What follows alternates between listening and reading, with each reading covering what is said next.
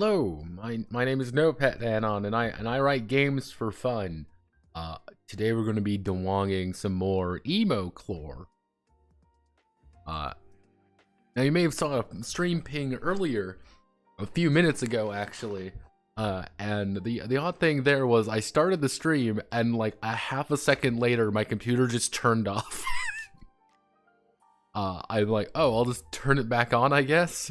And then it immediately decided to install a bunch of Windows updates. So, thanks. That's real poggers of you, Windows. Super. No warning or anything. It just shut off. I'm like, awesome, man. I love it. I love everything about Windows. It's the best platform. But hello, welcome. I'm alive. I am here. We're doing some emotional games today. Emo-Klore. Yeah, the other night I took time and said fuck it, and I translated all of the skills, every single skill in Emo-Klore has been translated to some degree. Some are a little bit weird when you get to things like crisis detection and poison taste. But this is very much the correct one. I double checked this like 6 places. There is a legitimate skill just called poison taste. Some of the other strange ones I saw over time just going through, news, your ability to find the news. You also had things such as the diving skill, not just moving while underwater in the air on snow. It's legitimately just diving. That's just what it is. It's just the dive skill. Technically, there's also the very bizarre thing of martial arts and a mastery of close quarter combat. These are 2 separate skills that are technically their own different things.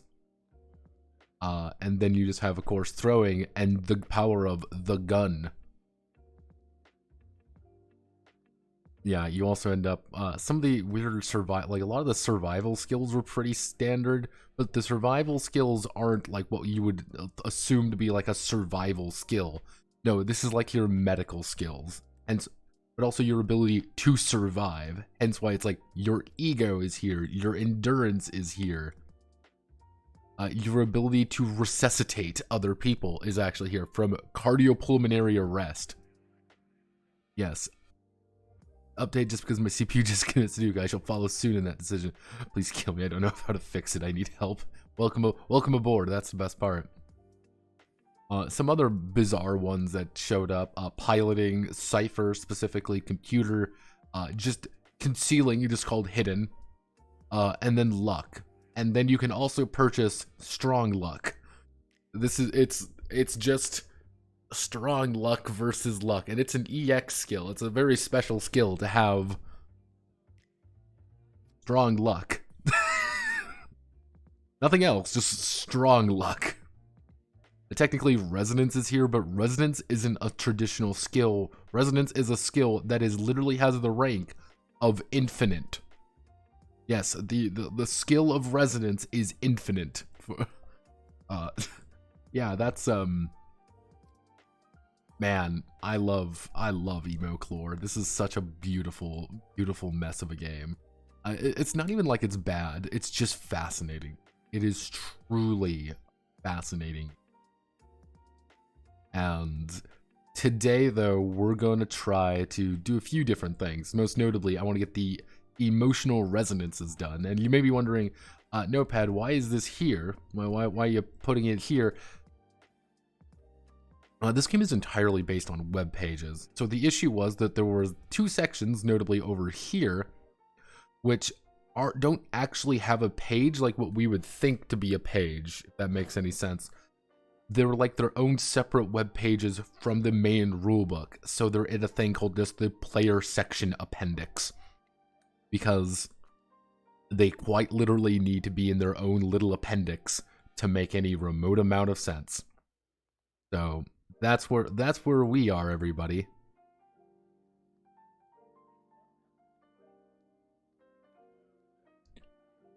Yeah, there's There's actually quite a few.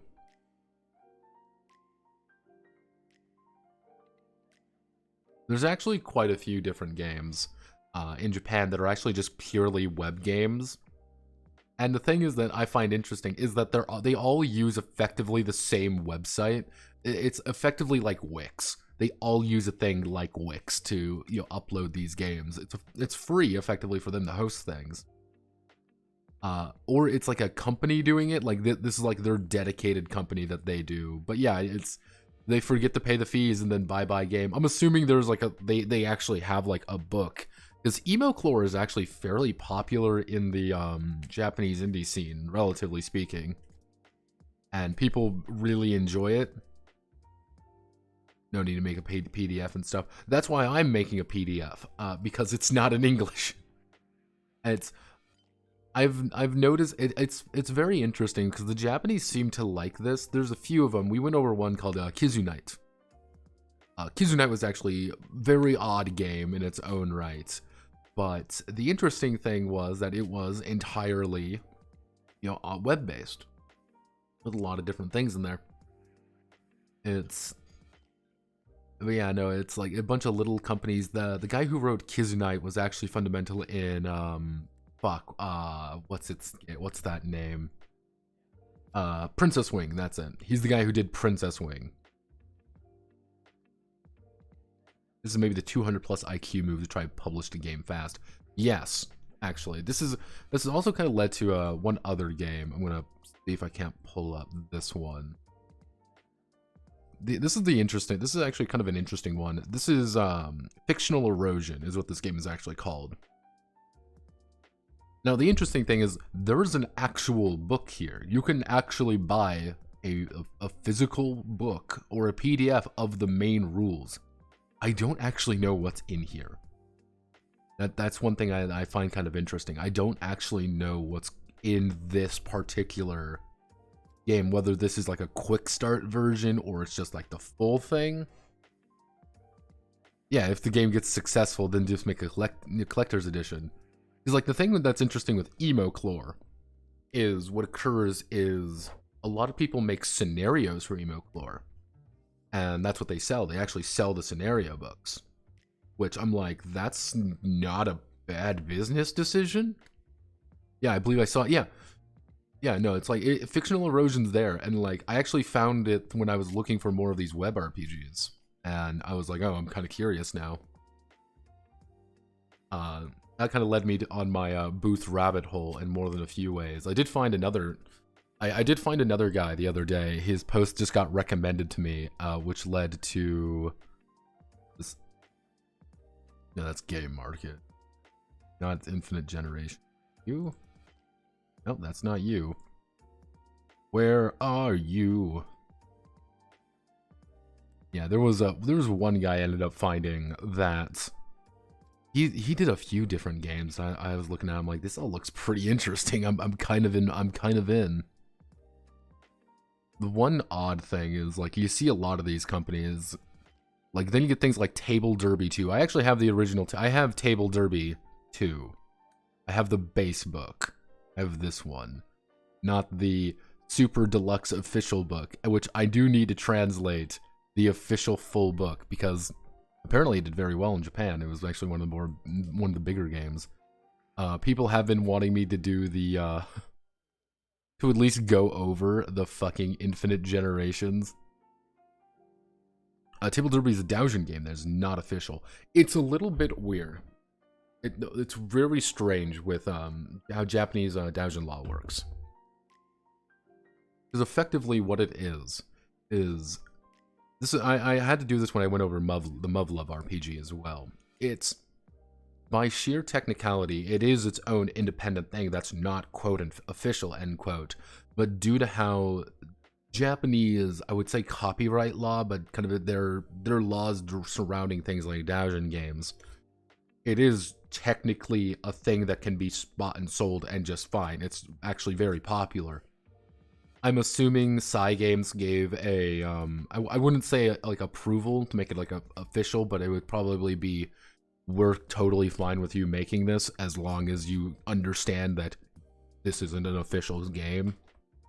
Because that's kind of what happened with the Muv-Luv RPG, is that the Muv-Luv one is, hey, we're super official, but also we're totally not official. But they also had people from the company itself work on it. So that one gets a little bit wonky. Yeah, Table Derby is kind of interesting. Table Derby is very interesting. And it's kind of how that game is actually even just laid out. After Emo-Klore is done, we're going to be moving on to it. It's the weird thing with it is that it is a racing RPG. And judging by just kind of our initial looking through it, what we discovered about the game that was actually kind of interesting was making your character is not really a thing. You're more basing it off of like powers and stuff of other characters. It's kind of odd. I'm curious to go over it. Yes, Ethical, is there anything you'd like to say, you Redditor? Redditor! You Redditore! See, that's the best part now, is that like anytime Ethical starts misbehaving, I could just call him a Redditor now. That's the real power I have over him. I believe this just says this should be resonant emotion. Yeah, list of resonant emotions.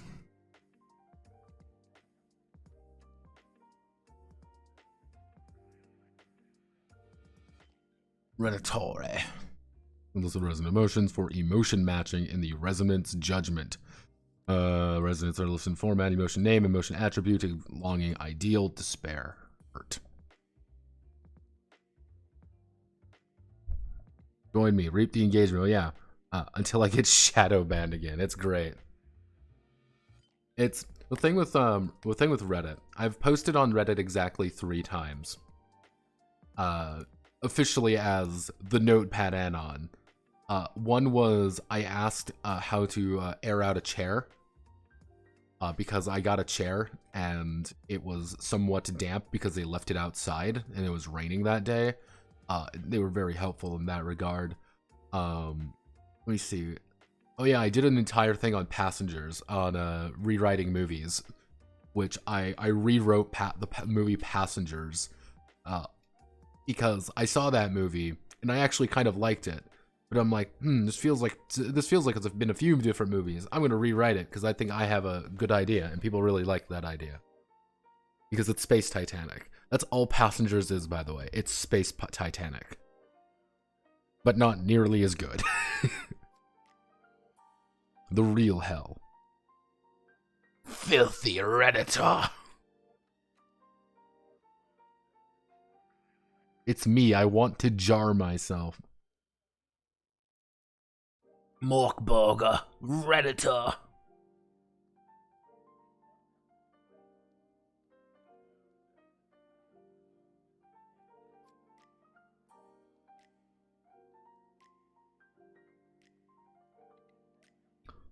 Yeah, it's Passengers. Here's the thing with Passengers.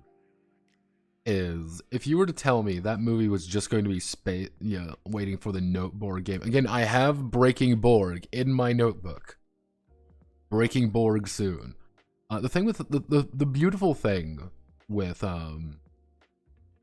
Passengers is that it's not like I would not call it a bad movie, because it's not a bad movie. It works just fine. It's like 3 different movies at once. That's the main issue I have with it. It is 3 different movies at the same time, and no one part of that movie does exceedingly well.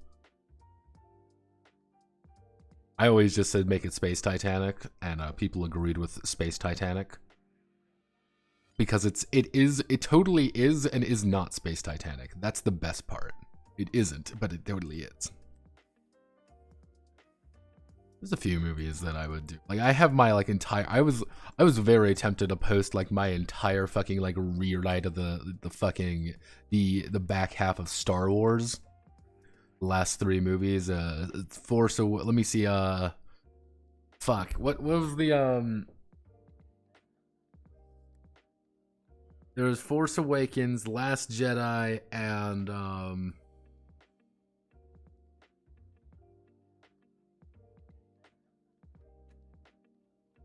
Rise of Skywalker? Was it Rise of Skywalker? Was that it? Yeah, okay, it was Rise of Skywalker. Okay, yeah. Yeah, I was gonna post like my entire thing on those movies because I'm gonna say this about this. I actually like Star Wars. I don't like those movies though, and not be like there's a woman involved. No. Mostly emotional attribute, emotion. Wow, thanks game. What is it? Passions. There we go. The main thing that I did not enjoy is really that passions. I mean, I guess that is correct. The one thing about the Force Awakens is that they kind of fucked up how to actually make it, and they decided to make a worse version of every movie. It's great. I love it.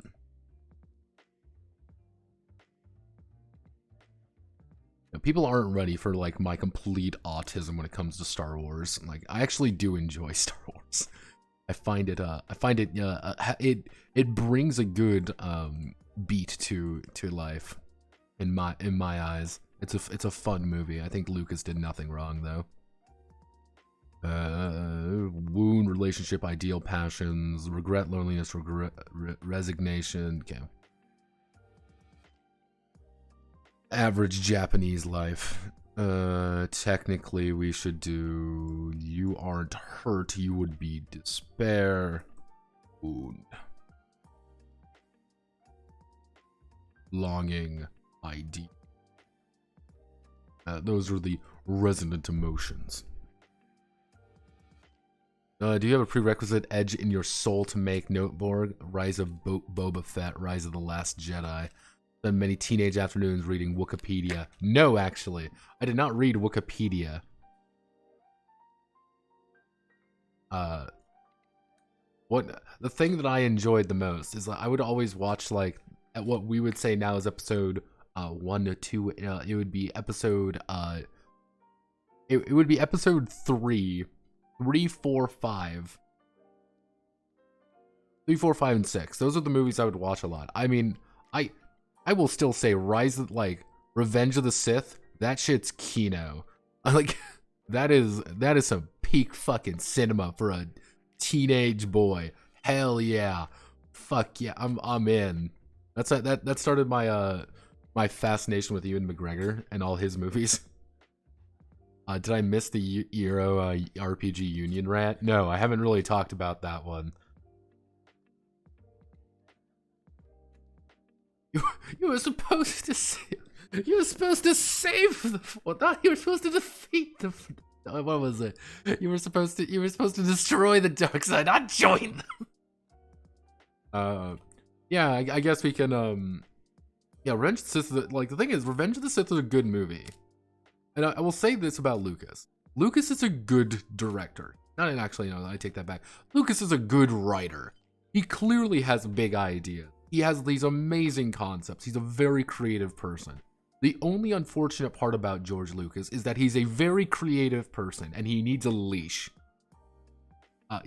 There's actually, if you ever want to know, like, man, I don't understand the first 3 fucking episode 1 through 3. I don't understand them because I'm a fucking smooth brain or whatever. Literally type in Alex Jones explains Star Wars and you will have a full explanation done by Alex fucking Jones. He summarizes the entire movie trilogy amazingly well. And it's like, damn, holy shit, Alex Jones did something right. Oh my god. I guess we should talk about the Euro RPG thing.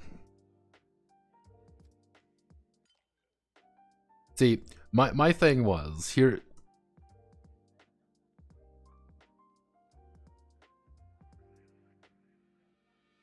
Like, here's the thing. This is a... Oh, fuck, Dicebreaker. That's even cringier. This is the thing about it. Is... Hi, NoPan, how have you been? I've been alright. And what have you missed? You've missed me talking about Star Wars. And I'm going to continue talking about Star Wars because I can do that. This is my Zatsuda, and I can talk about whatever the fuck I feel like. The thing is, with those 3 movies, with the last 3 movies, the main issue is that for some unholy reason, they chose to not make it an actual interesting story. Like, they had everything there. That's the beautiful thing. They had everything there. Like, just make it about, like, you can even play on the tropes. You can play on the themes. That's all it is. The problem is, those movies have no fucking theme. There is no theme. There is no connecting factor to any of them. And the thing is, you could. They said there's a theme. That's the worst part. They said there was a theme. The first movie, the second movie, and even the third movie all said there was a theme. But the problem was, there were 3 separate themes, and none of them made sense, and no movie actually did anything with them. Hell, you can make an entire series just with the basic premise of, I have to kill the past. There we go. That's a brilliant idea. You have the entire idea of, like, what is Rey trying to do? Well, Rey's trying to find her family, obviously, because she doesn't quite know who the fuck she is. And you have Ben, who's trying his best to kind of distance himself from the pressure of being the Skywalker.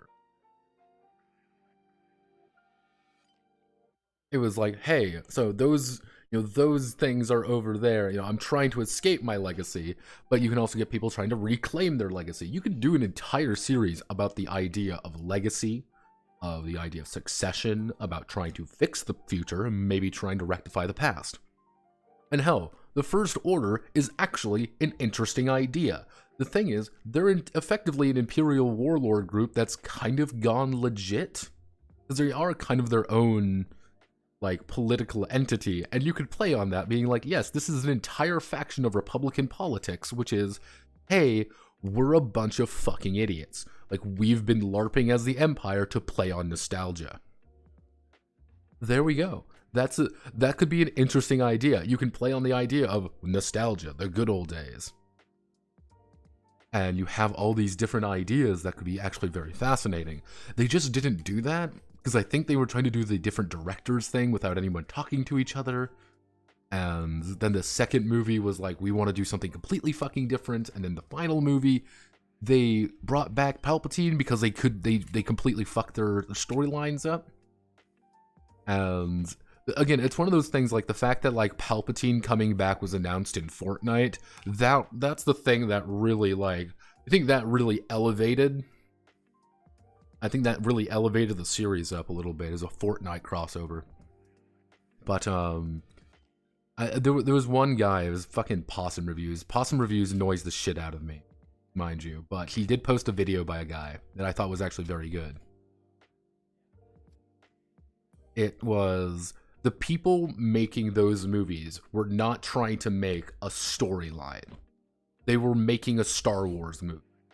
They weren't trying to make a good series inside of Star Wars. It was just, we're making a Star Wars movie, and everyone kind of knew we have to make a Star Wars movie rather than a movie that's set in Star Wars.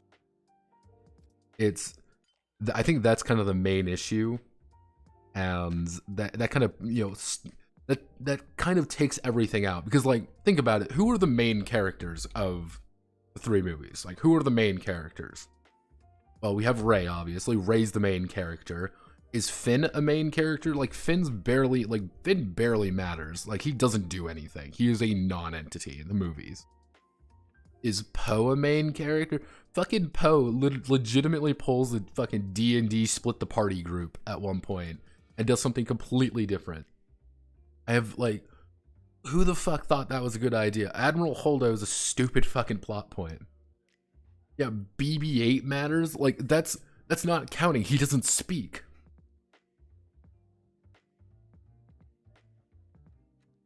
Like, the thing is, I like The Mandalorian. Apparently there's a new series of The Mandalorian. Like, so I've been like, okay, maybe I should watch that, because I actually did enjoy the first season of The Mandalorian. Second season was retreading a little bit too much ground. But I'm like, oh, this is kind of neat. This is fun. This is a fun series because it's like, it's a space western, effectively. People say I would really like Andor. People would say like, "Oh man, you'd love Andor. It's really good." Fucking Clone Wars. I actually really enjoyed Clone Wars. I didn't get into it when I was a young. I actually did not get into Clone Wars when I was a kid. Somebody recommended it to me, and I was like, okay, you know, I'll watch. I did the watching list, and it's really interesting. Like, it's actually really fucking good and really well written. First few seasons are a little, like, first season or two is a little bit like, okay, it's like, okay, I get it. It's like, it's a kids show, obviously, and they kind of have to do the kids show thing with Ashoka and all that shit. But then, like, I slowly, like, they started talking about some deeper things, like, hey, this is more of the gradual, like, this is the more of the the gradual fall of fucking Anakin Skywalker. I'm like, this is really fucking good. like, damn, this is good. I think the like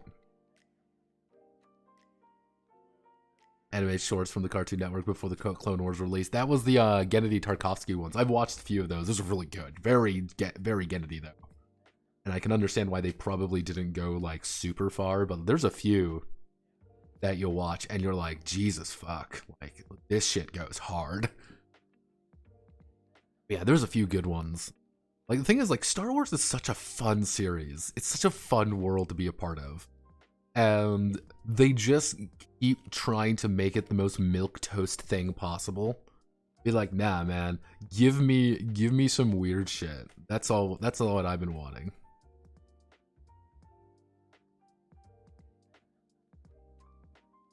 Like, that would be my thing.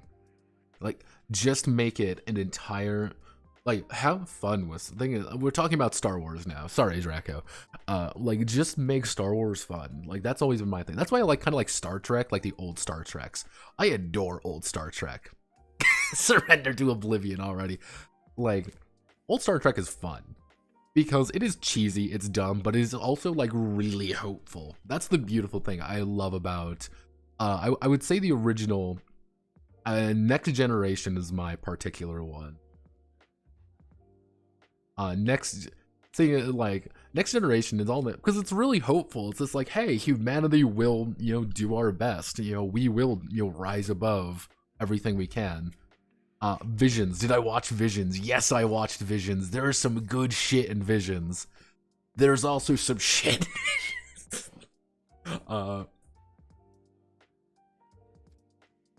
I've actually never done a Star Wars case. I should do a Star Wars case. The thing with Visions is some of them were really good. I will say that some of them were really damn good, and I really enjoyed. And hopefully they do like a second season for some of them. I know they won't, but I did enjoy the first one when it was like Seven Samurai, except you just like the fucking red lightsaber comes out. I'm like, Kino, like I was soy facing. It was like. I was like, oh my god, I've become soy. Like, this isn't how I'm supposed to do this, but I'm like, it's there. This is really fucking fun. Good. Then there was I didn't like the trigger one. Ironically enough, I did not like the trigger one. I thought that was a little bit over the top and stupid. I'm like, I can't get into this. I'm like, maybe not. Like, maybe not. Not gelling. Yeah, like, it's kind of too much. And like, I have a mixed thing on. If you're going to do a Star Wars Curious Case, would you Saturday morning Curious Case? I would do something like that. I don't know if there wouldn't be like enough content to go over, because I've already done the fucking Cartoon Action Hour. Have a Vision was just not Star Wars. Yeah, Trigger, here's the thing with Trigger. Another tangent. Here's the thing with Trigger. Trigger is really good when they have a leash sometimes, but then the problem with Trigger is that they go really hard and then burn themselves out, and there's nothing left. That's why kind of like the ending of TTGL is so weird, because they went so hard, so fast, and so big that they kind of just ended like, it's over now. I'm like, oh. And then you get shit like Darling in the Franxx, I will never forgive them for Darling in the Franxx. That fucking show ends at like episode like 19. It's over. The show is done. But they keep going for like 6 episodes. It's like, oh fuck, this is bad. Like, this is bad. Like, the thing with Edge Runners is I liked Edge Runners, but I will say this. There were 2 episodes missing. There were 2 episodes in Cyberpunk missing. I think there was an episode right before Main about him.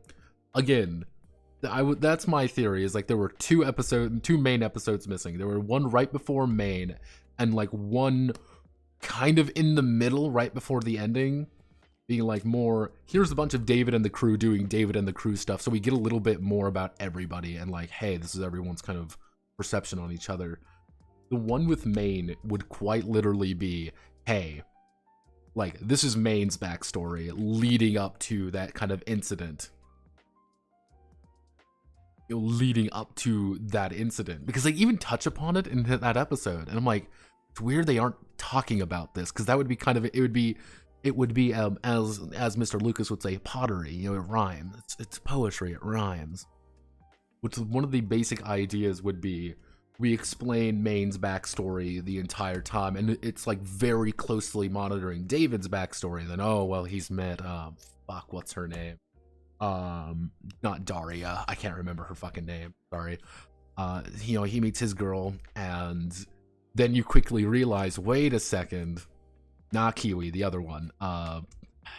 His girlfriend that he liked. The really thick big one. Fuck, what's her name? No, this is Main, not Lucy, not David. Not the blue one. Give me.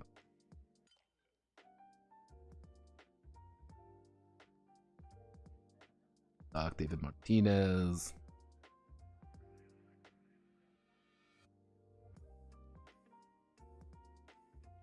Dorio, that's it. Dorio.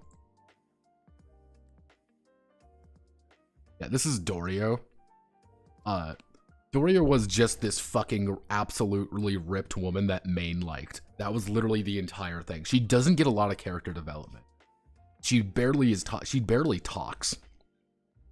And I'm like, that would be a really damn good time to give her a little bit of backstory and give Main a little bit of backstory. And the thing is, it's like, we lead up to that entire thing, and then when we see everyone start dying, it's like, oh, wait a second. Oh, no. You know, it's like, oh, you know, Main was mimicking the other direction, in fact. You know, Main's kind of being like, you know, kind of like Lucy in that regard. Finding somebody he really cares about and then letting them die. By their own mistake, which effectively is the plot of Edge Runners, fun fact. That could have been really fucking good. And I felt like there was still going to be an episode there that just didn't happen. I think the other one is like, we don't really get anything on Falco or Rebecca, really. Like, that's the weird thing about that entire thing. We get very little on Falco, we get very little on Rebecca. But I also have a strange and beautiful feeling that Rebecca was about 3 different characters at one point. Because you see her, the first time you see her, she's like a non-entity, and then you see her in her big scene that everyone knows about, where she holds the gun up to a fucking David's head.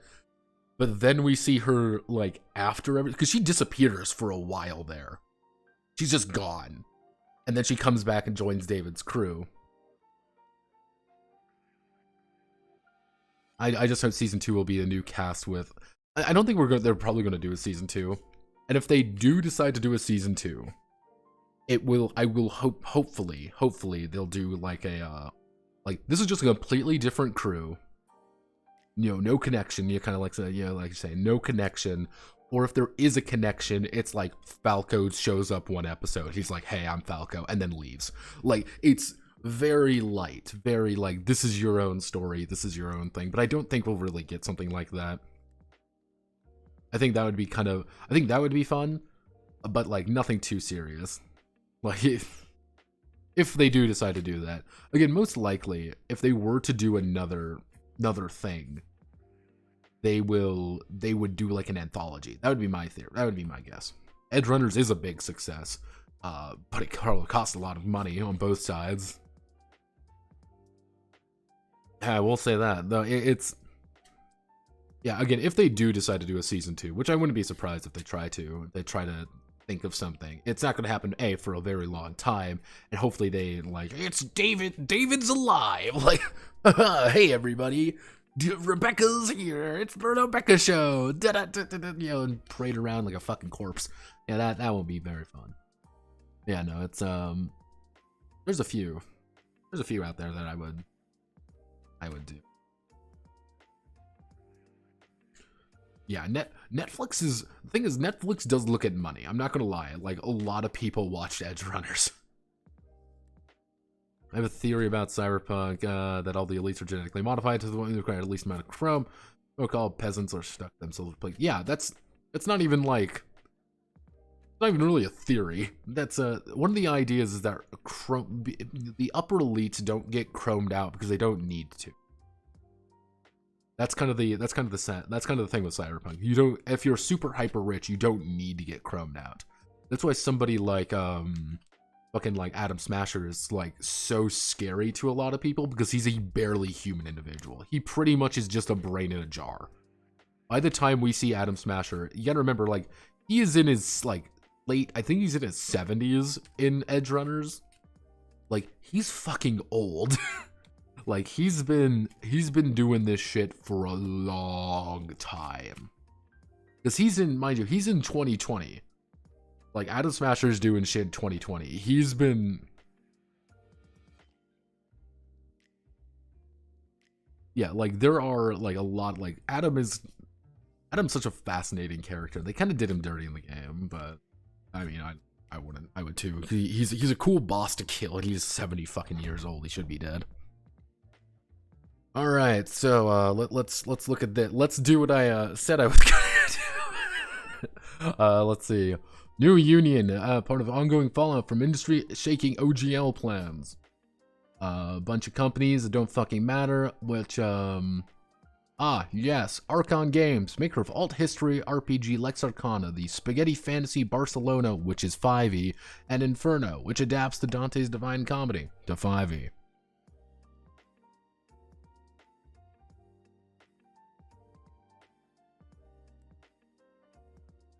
Yeah, like, this is one of those, like, you see all these people, but it's like 5e, 5e, 5e, 5e, 5e, 5e. It's like a lot of these guys are 5e stuff. So it's like, pushing over book, film, video game companies promote academic studies of RPG and art role-playing design courses within schools and universities.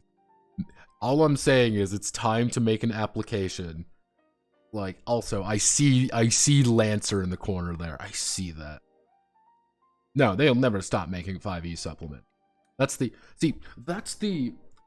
beautiful thing about this entire fucking issue, is that in any other world, in any other industry, somebody says, "Hey everybody, I'm holding you in active contempt.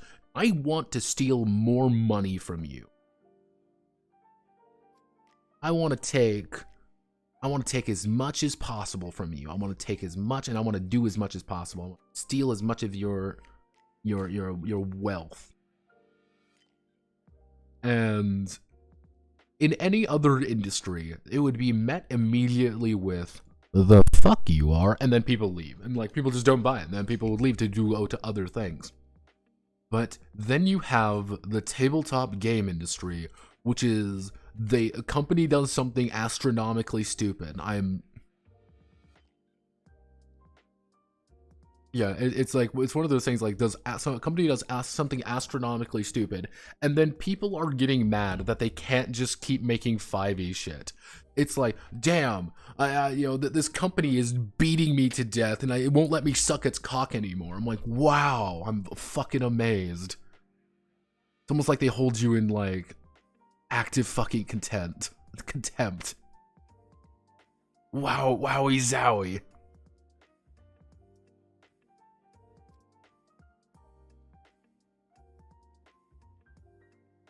Clearly, you know nothing about the gaming industry. Well, that's even the thing with that, George. Here's the like, that's the beautiful thing with that, George, because George speaks exclusively in my Discord at me. even when I'm streaming, because he's a silly boy. It's like one of the things with it is like video games are reliant on platforms. They're not reliant on a single thing to make everything. You can make an argument like, hey, you know, you have Unity, you have Unreal and shit like that, but there's at least options. Like, that's like the big thing. It's, you have, hey, I want to use Unity. I want to use Godot. I want to use a bunch of these different things. You have different options. You can say Steam has like this, you know, magnum opus super thing that's like amazing and has a fucking monopoly on it. If you say like, hey, Steam has a monopoly and that's a problem, the answer is yeah, it does have a monopoly, and that is kind of a problem.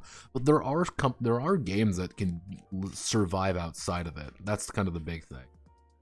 There are games that have survived, or who have gone to things like GOG, for example, who have gone to things such as, you know, people may hate it, but Epic Games is there as well. Epic, you know, people don't like Epic, but you gotta think it is a different platform, and people are actively looking at it as a different platform.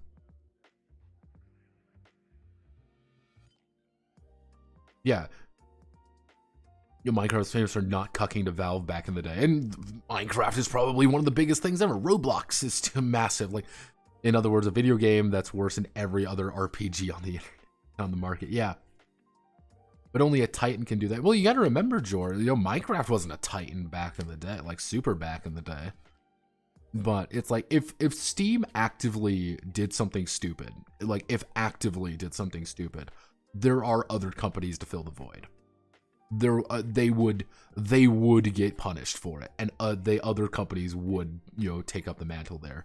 If only just CD Projekt Red, and, you know, things like GOG, or you would have different sites. But this is weird, because this would be like, kind of put this in more in comparison.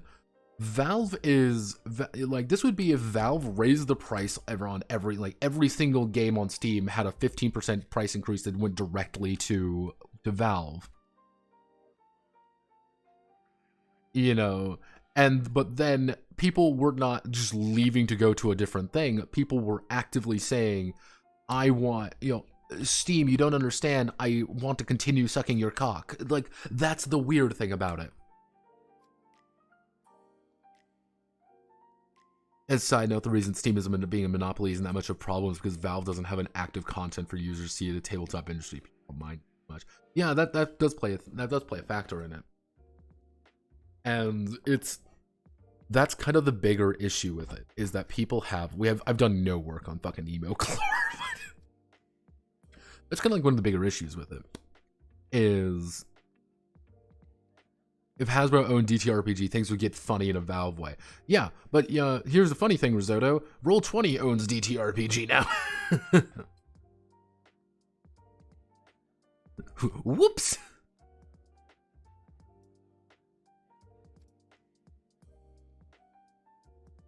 It seems only a monopoly because everyone else who's tried has fucked up a basic feature. Yeah. Is Roll20 owned? No. The thing is, Roll20 is probably more valuable than the entirety of D&D. That's the beautiful thing. I do honestly believe like Roll20 and shit like that are more valuable than anything. It's great. No. Because you got to think about it like this. Roll20 and like Roll and all these things, they are tech companies at the end of the day. They're tech companies. And like the org group, the actual people who control Roll20, we know nothing about the org group. And the only thing people have been ever able to find about them is links to a fucking like holding firm. And I'm not even sure it's them. I don't think it's them, but it's like, there's some like really weird, no. One bookshelf bought Roll20. No. Other way around. Roll20 bought one bookshelf. A more accurate thing is that they were doing a merger, but it's still the org group. That's kind of the thing. It's the head of one bookshelf is now on the board of directors for roll 20 and effectively put it in this into layman's terms. It's the other direction. Yeah, that's the fucked up thing. Because roll 20's got the money. Damn straight. A lot of these things got the money. That was like the weird thing with like the roll VTT. Yeah. Yeah, one bookshelf doesn't make any fucking money. They merged into one entity.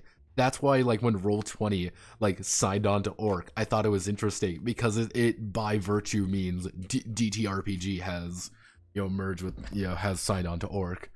I will actually fucking show you. Gonna get Borg notepad. Resistance is futile. Roll20, and yeah, there we go. Roll20, one bookshelf. DM's Guild are joining forces. They have officially joined forces together. And again, look what they cite. Drive-thru RPG, DM's Guild. That's the beautiful thing. They have merged together. That's why anytime you see that's why anytime you go on Drive-thru RPG, you will see Roll20 ads, even if you have ad blockers on, because they're not ads. They are integrated into the fucking site. Ah, you love it. You love to see it. You greatest force for gaming, empowering content creator wizardry. See, this is the beautiful thing. This was relatively recent. This was only in fucking July that they fucking did this, and nobody said a word. That's the funny part. Roll's a ghost company. Roll got a couple million fucking dollars, so you gotta remember that. That was like in just basic seed funding. I don't know how many people actively used Roll, but you don't get a couple $1 million out of nowhere. Now, mind you, I don't think the upper echelons actually play any tabletop games. I think they saw, you know, Roll20. I want to get that. Hello, Vasteran. How are you doing today? We're ranting incoherently about as in shell company. I don't think it's a shell company. I think it is an actual company. I think the issue with it is it's not a shell company. It's a company owned by people who own other companies. There we go. No. See, the odd thing is with it is that, again, you gotta remember, Roll20 is not a real thing. It's what's owned by the Or Group LLC. Yeah, you gotta remember that. It's owned by the Or Group. And these are the only people who, like, show up for it. Like, the people who show up for it are this one, the Or Group, which is a crypto philanthropy. You got a bunch of crypto philanthropists. You also get the Or Group, which is investment bankers, which I'm like, what the fuck is there? Like, but I don't think any of these are really it, because it's a little bit, yeah, like company profile valuation. You kind of see right here, this is their valuation. Let me see if we go down. Yeah, then we have the CEO. Well, yeah, you gotta remember, like, one of the actual, like, CEOs never even worked on it. We're our anti-crypto friends now. I don't know if that's even them. Like, they got crowdfunding for $39K as a startup. Like, can I get a? No, I can't get it. But yeah, like, I believe they're technically based out of Kansas, but I don't know what that actually says. And it's like, oh well, we're privately backed by a bunch of things. We're privately, like, this is way bigger than 39,000 at this point. That's way huge. They got a lot of, like, if I go to like Roll20 funding, for example, Crunchbase, if you do for like Roll20, it says Kansas City, Missouri. That's where they're apparently based out of. But if you start looking at other things, you start quickly noticing, like, there's a lot of money that they're just not reporting. When it says, like, oh, this is a seed round back in 2012, they're worth way more than $40,000. And the thing is, if they are, yeah, here's the beautiful thing: if they are just worth $40,000, it's $40,000 that have been just completely fucked. Like, yeah, that's the beautiful thing, Zenfire. It's money. For all we know, it could be a shell company run by a few people who want to run tabletop things from behind the scenes. Because whatever something big like loud like D&D, the investors and idiots start flocking in. My theory on good old Orc is that Orc is a legitimate attempt by a few companies to capitalize on the weakness of someone they've been kowtowing to for years. Kobold Press, Paizo, a couple of these other companies, they exist by mercy of wizards. That's all it is. They exist by mercy of wizards. If wizards did anything catastrophically stupid with D&D that completely just alienated everybody, they would have done the same thing. If D&D got kind of fell in, they would try to do the same thing. It's like this has been a Flot with the or group is secretly owned by the ghost of Gary Gygax. Return to Kino. Yeah, that's kind of the thing with like Orc. Like I do think it's like a genuine attempt by a few people, but I think it's what's going to happen is that it's going to be set up as its own independent thing, and they're going to be forced to set up a morality clause. They're going to be forced effectively to do the morality clause at this point, if they let wizards get away with it. Because again, it's already like, oh, it's a dog whistle. You're a bad person if you're opposing this. Oh, you're a bad person. And it's, again, that completely fucked the dialogue around it. Like, that's the beautiful thing. It's completely fucked the dialogue around the OGL stuff, and that's exactly what fucking wizards wanted. Also, for its work, Orc also said there wouldn't be a morality clause. Oh, trust me, they can say a lot of things, but that's the beautiful thing. They can say, yeah, but each individual company might slap one on. Yeah, it might be like an unofficial thing. If Orc does that, no one will want to join. But yeah, but the problem is, do you want to be known? Here's the thing, Zenfire. I want you to close your minds, and like a thing has gone out to the presses. Do you want to be known as the company that allows bigotry in their games? Or do you want to be the company that doesn't allow bigotry? It won't be a clause, it'll be a guideline. Yeah, exactly. It'll effectively be a morality clause, but also not a clause at the same time. Because nobody wants to have this game. They don't want this fucking soy jack of a man right here. They don't want this soy jack of a man to say, Orc promotes bigotry. Orc lets you kill the blacks or whatever. They don't want that. They do not want this soy man saying that. And I'm saying soy man because look at your fucking hair, dude. I'm like, I bet you're a lovely person. Your hair sucks. But yeah, no, it's like that's actually it's something that holds it over, because the second a big article like that, yeah, you can see the headline now. D&D is kicking out the racists and Pathfinder's making a new home for them. It's great. And trust me, the second that happens, people will start digging up all the old shit Paizo fucked up on it in the past. And it'll be suddenly like, oh, well, there's always been bad. Most creators have been against the morality clause, at least the YouTube people. They don't matter. All that matters is if you get enough horde of fucking people on Twitter. Because the thing is, you don't need to word it like, oh, well, we just, because again, nobody wants to say we want racists. Nobody wants to say that. Not a single company is going out there. Fucking Venger Satanis is not going out there being like, howdy everybody, I sure do hate the, I sure do hate the spics or something. Like, no, nobody wants racism. That doesn't fucking sell. I hope you know that I was trying to think of a better way of saying the other word, but I couldn't. Like, that's not going to be a fucking thing that happens. Even fucking Varg. Like, the thing is, even fucking Varg doesn't really put a lot of that thing. If you actually read My Frog, the more recent editions, he cut down on that a lot. Like, because it just kind of kills it, because it immediately perverts all dialogue. And that's what you want. You want to pervert the dialogue. And trust me, if I was in Wizards Court right now, if I was working with them, being like, we are going to pervert this fucking dialogue immediately. No one's going to be having fun now.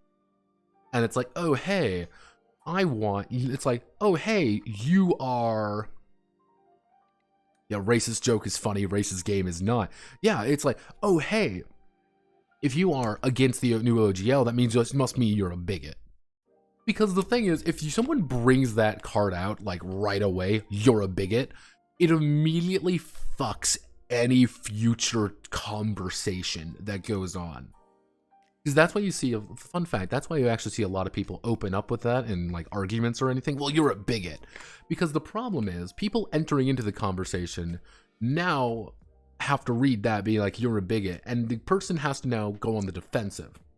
You either say, I'm not a bigot, and it's like, of course, that's what a bigot would say. Or you say, yeah, I am a bigot. Then you've immediately fucked your case up. Or you try to, like, refute it, being like, oh, well, you're just being that. Well, obviously, you're a bigot. That it's a no-win situation. Nobody wins, but the first person who pulls out the bigot card immediately has an advantage. But you can't do it just right. Again, if you're like, you're a bigot, being like, I'm black, and then that's like a fucking, you know, Uno reverse card. Like, you're fucked if that happens. Like,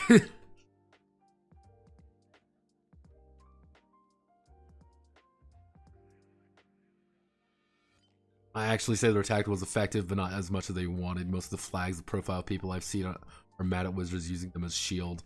Almost never happen. Yeah, the thing is, Wizards should have hopped on this sooner rather than later. They waited far too long, and it is, I can tell you right now, it's complete damage control at Wizards. Complete damage control. But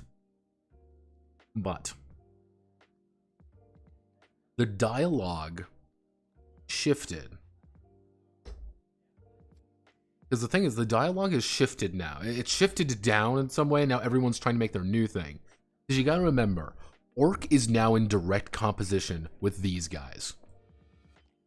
Who are you gonna join? Are you gonna join the RPG Studio Union, or are you gonna join Orc? Because you can't really be part of both, because then you're having to sign on with everybody. But then it's like, do we want to sign up with these guys immediately? But then it's like, see what's gonna happen, and this is kind of the thing that I was kind of talking about. Or to be honest, Orc is mostly US. Exactly, it is mostly US. And the Euros aren't going to have it. They're like, no, fuck you. We don't want to deal with that right now.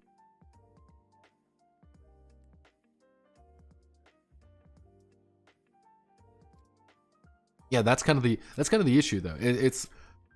And what's going to happen now is, like, in the future, Paizo's going to realize that they're now in direct competition with people inside of their own little sphere. They're now at competition with Kobold Press. They're now in direct competition. Yes, they're now in direct competition. You know, it's Paizo's direct competition with Kobold. Kobold's now directly competition with MCMD, and everybody is now in competition with one another. But there's also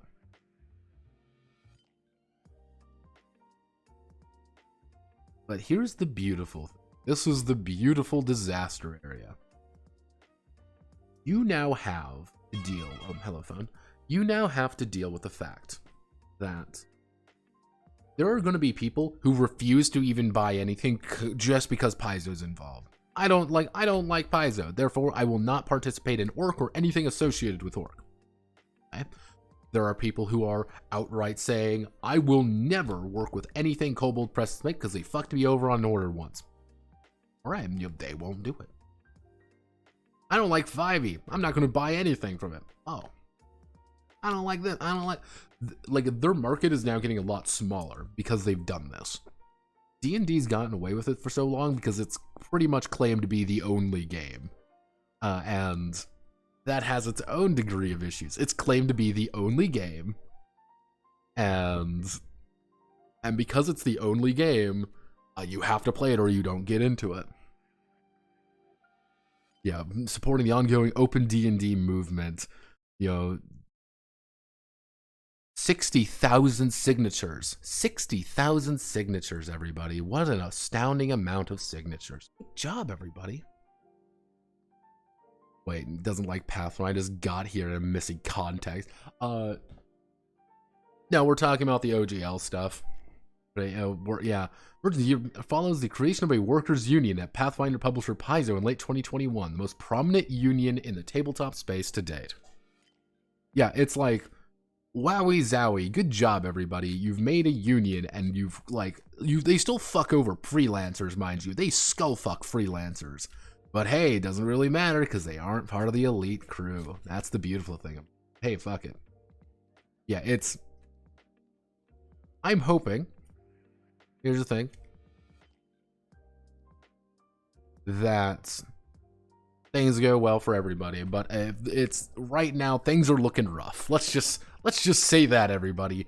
Things are looking rough for everybody involved. And we can't have nice things. Remember that. George's probably been yelling at me, but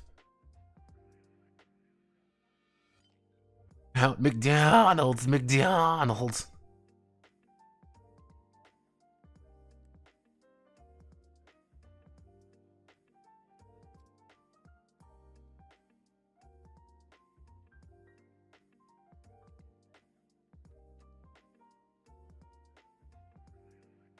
Cerberus Panzer Cobb RPG. But yeah, no, it's things are getting a lot worse before it gets better.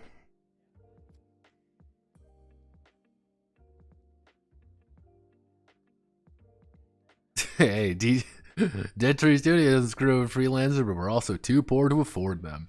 Yeah, hey, all I'm saying is, you know my rates. I will write for Dead Tree Studios. Do we have anything else that we need to actually? Resonant emotions, those are... The fuck are you? Oh, no.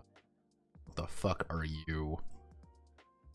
List of skills. Okay, no, we already went through this list of skills. We're good. No, we don't need a list of skills anymore.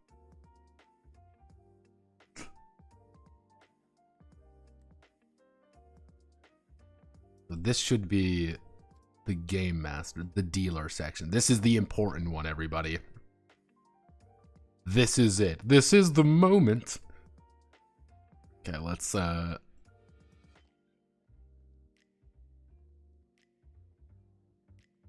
this, we do this, we do this, we do this. This is the moment. Dead Tree Studios. Things always get worse before they get better, aka don't expect things to get any better. Fuck over game stores because they're planning on digital only for a lot of content. Yes, because digital only makes a shit ton of money. It's like, that's kind of the issue, is the actual amount of money that like goes into a physical book, like shipping it. Like if you actually like print the book, ship the book, get it to a store, like you've made no money on it. Like you've made very little money on it.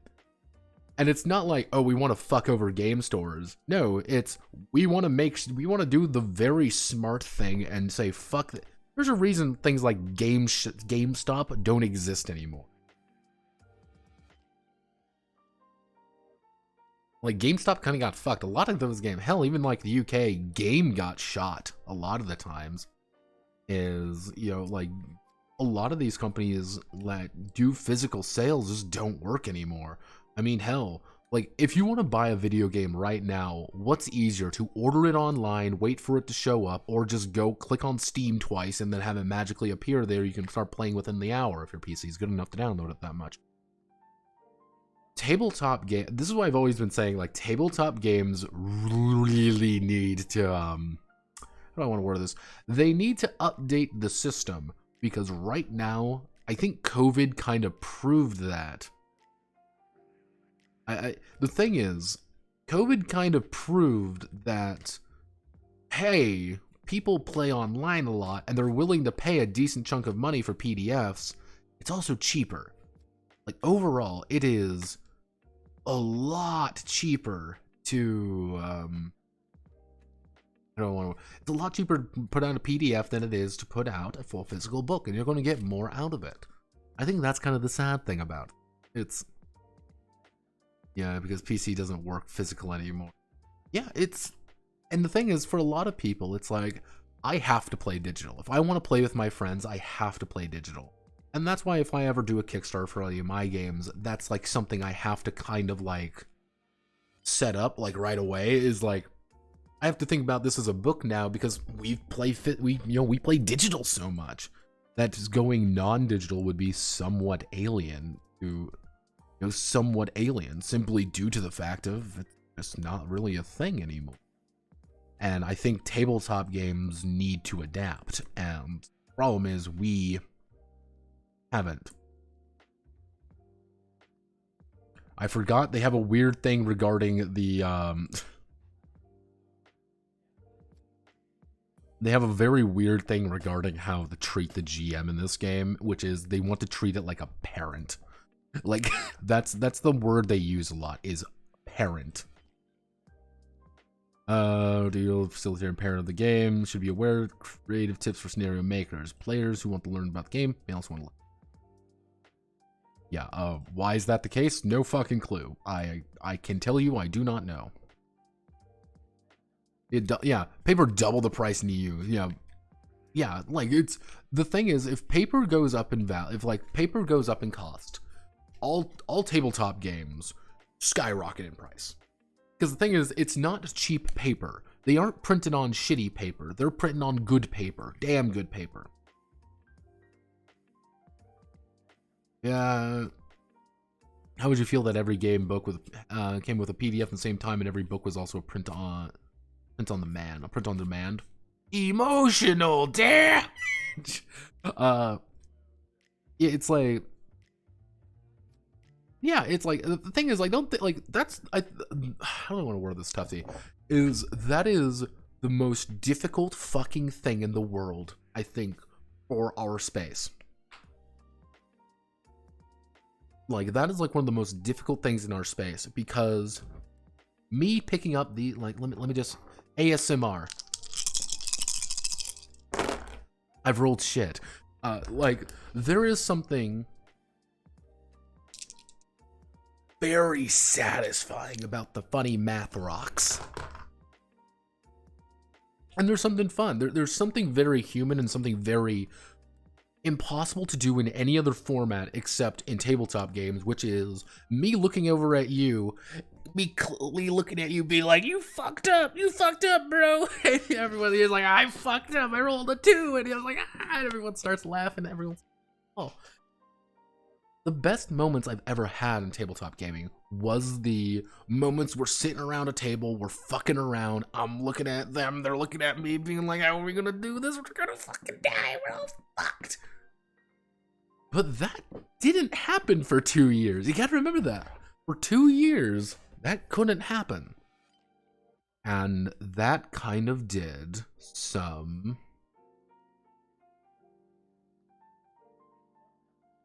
pain. But the problem is, this is the beautiful thing though, it's a double-sided sword going physical, because those 10d6, ooh, it feels so good to pick them all up. Oh. But then you look at it, you're like, okay, 5, 10, 15, 20, 23, I got 24 on my 66. That succeed? You're like, ah, shit, I forgot to roll. Let me just 26. I got him 24, 29. I got a 29 with my other die.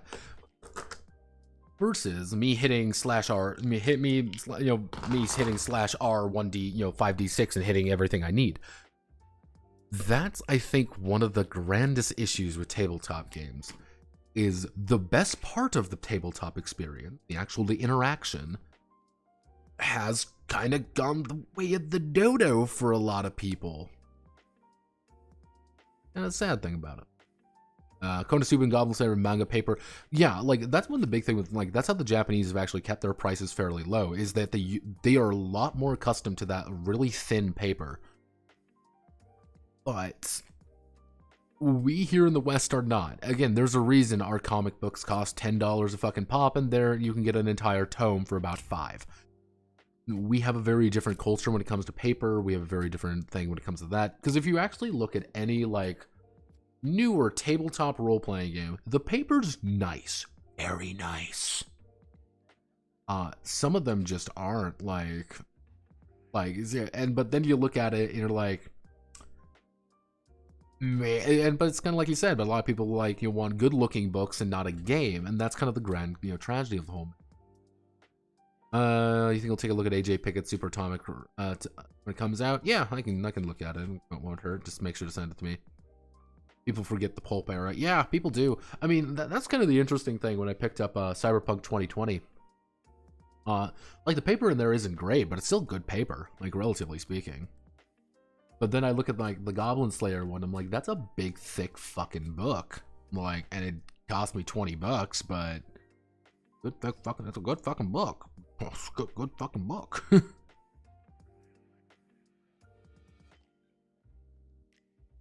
Yeah, but a lot of people are. Yeah, remember this, McDrussel. Here we actually have. It's like, oh well, I want my book to look amazing. I want to do this. That's why I think, like, if I ever do this, like, if I ever do like a big thing, it's one I would probably go for.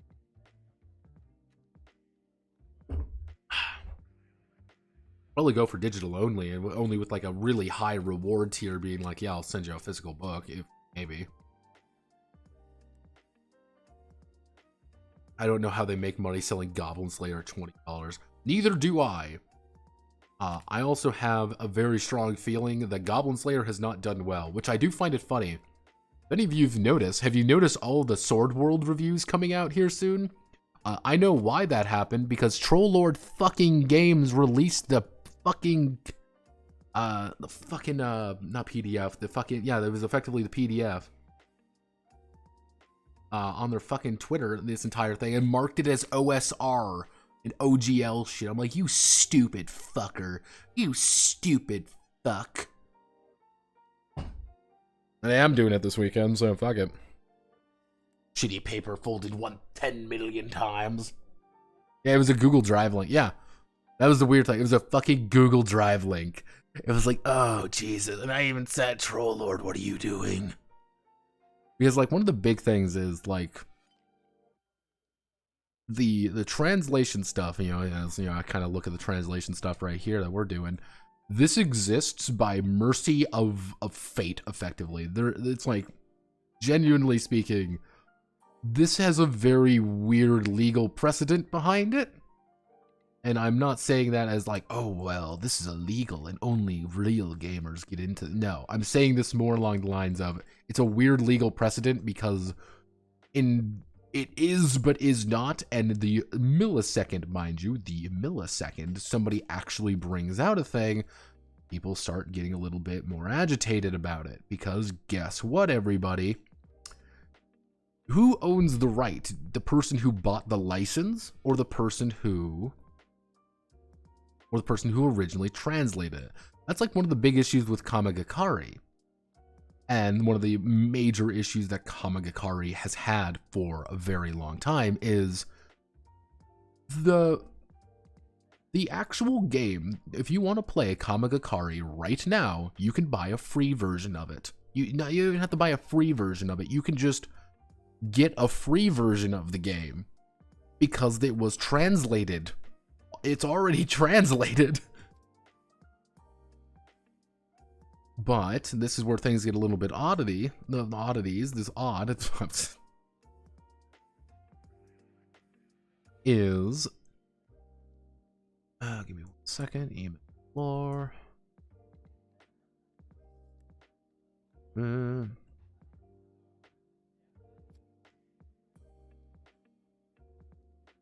Like, one of the odder bits about it is when you do kind of realize, like, oh fuck, like, who owns the right behind it?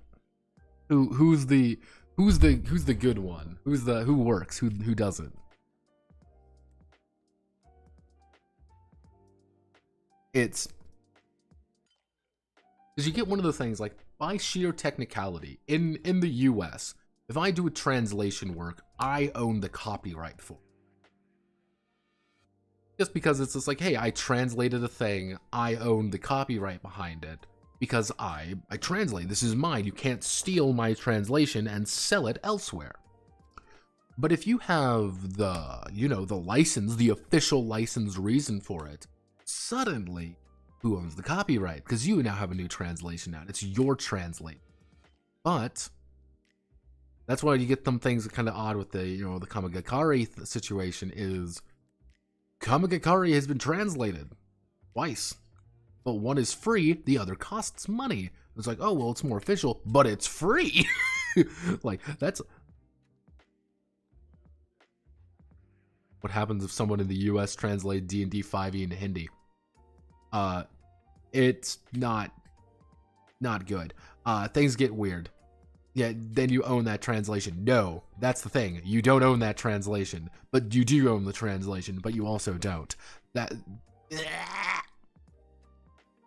the weird thing, because you don't own the copyright of the product, so you can't sell D&D in India. You would just be having the right to use it. That's where things get wonky. Like that's where things get wonky. Kamigakari. Kamigakari. It's a Japanese tabletop role-playing game. Very action-focused, very interesting game. Probably, I have a video on it. My big thing about Kamigakari is that it's probably the best game to transition people into Japanese tabletop role-playing games. Very focused, very interesting. Is it worth buying a 10-pound bag of dice? Do you want 10 pounds of dice? I will say probably of those 10 pounds, 2 pounds of them will be useless die. So, I mean, take that as you will. Translate Japanese game to English, Hindi, doesn't matter. Again, it's weird. That's kind of like one of the issues. It gets a little bit funky. And, like, technically, Serpent Sea Games cannot go after the guys doing the Kamigakari translation. The fan translation. They cannot go after them. Except the millisecond somebody gets a whiff that they're selling it. Then they can go after them. And take the whole project down. It's such a weird thing of who owns what. Sometimes people own this, sometimes you own this. And it doesn't help that you have the Japanese ones. You have the Japanese copy. You have the English copy, English, American copyright law, European copyright law, Japanese copyright, all of them working together. And sometimes nobody wins, and it gets messy. It gets really fucking messy. Because, like, by sheer technicality, here's the beautiful thing. Here's the absolute gorgeous thing about this entire endeavor. If I was a little Japanese man and I wrote a tabletop game for my favorite television show, I could technically get away with it. I could technically get away with it. And I say I could get away with it because what would happen is that I would be making a doujin work. I couldn't use any of the stills or anything like that, but I could definitely do whatever I wanted with it. I could make my own game with it and then sell it. But it would be a doujin. But that's how you get things like hentai doujins existing for various work. Probably nobody wants, nobody wants Hello Kitty getting fucking railed, but it exists out there. And they can't do anything about it because that's how Japanese copyright works.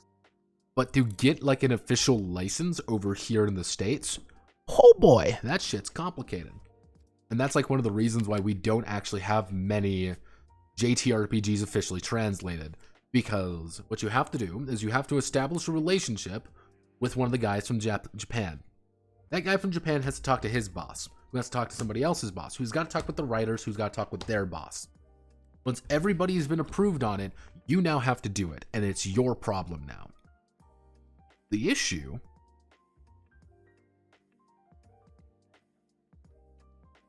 now, this is the beautiful thing where things get very nasty. Very nasty, is that the Japanese have been consistently fucked over by their games, and they have a very negative opinion on this. That's why, like, one of the things, like, I don't actually believe we'll ever see Sword World here in the West. Because to them, they hate the fact that we translated one of their games and are distributing it for free. They hate that. They despise that. They don't want you to do that. They didn't like what happened with Double Cross, because the Double Cross guys fucked off and they didn't do what they were pretty much told to do. The Kamigakari guys. Serpent Sea Games has like not done half of what they said they were going to do because they can't. Because Serpent Sea Games ran out of money because the main person behind it stole all the money. More accurately, didn't steal it, they spent all the money which caused a massive fracture within the company. What about the guys who did Maid? Maid worked exclusively through a Doujin circle that Ryu headed up, and they changed shit, and didn't release some things outright. There's a reason Ryutama is still a fucking nightmare. Let's not forget that, everybody. Even the guys we would like to think are like the actual, like, full legit who's gotten big ones. Not even that. No, it's they just hate us because the people who are doing it do not care. Or it's, you get things like Maid, for example. Maid got translated. Maid also had like half its fucking content removed because Ewan didn't like it. And for some good reason. Well, but he didn't like it. Golden Sky Stories. For some reason, they wanted to pump out a bunch of random shit for it that nothing really happened. That's why we've never seen Dracurusion, translation. That's why we've never seen anything official coming out of them for a while now.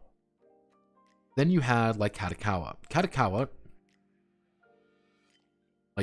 on the other hand, did really, had a few ones. Shinobagami, Tenra Bancho Zero, which we're going to be going over on this Thursday. We also have things such as Shinobagami, Tenra Bancho Zero, and Ryutama. Interesting thing to note about all of those Kickstarters have failed. Every single one of them have failed. They have not delivered on any of their promises that they said they were going to do. Very few of them. And we even have people from, in the server who've talked about how they got fucked over on their Ryutama books. And it's...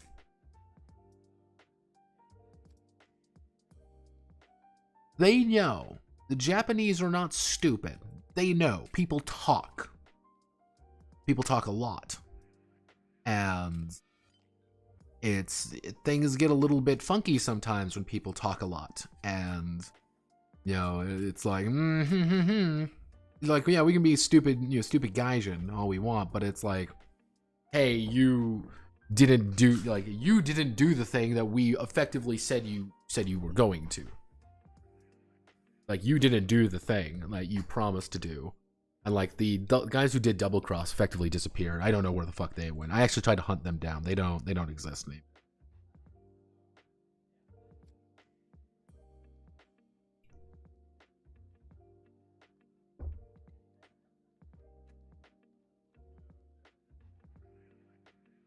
Silly gaijin. Tricks are for kids.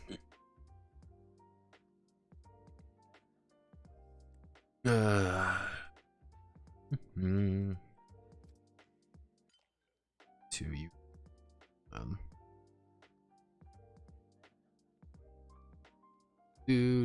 Go to the source page. We've done fucking nothing because I've been too busy talking about bullshit. But I like shooting the shit with it. I find that fun. However, like the real world, what does she Nino? What does she Nino? Nino, what are you doing, Nino? Footnote.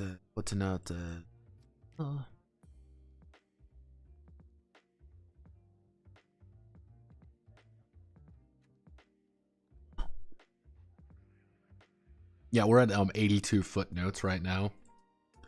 82 fucking footnotes because we cannot have nice things in this fucking... Okay, so we want to do... Technically, I believe we'd be heading... Right, yeah, you kind of see all this. This is all the shit we need to do. So if we do select all of you... This... You... We... Normal text...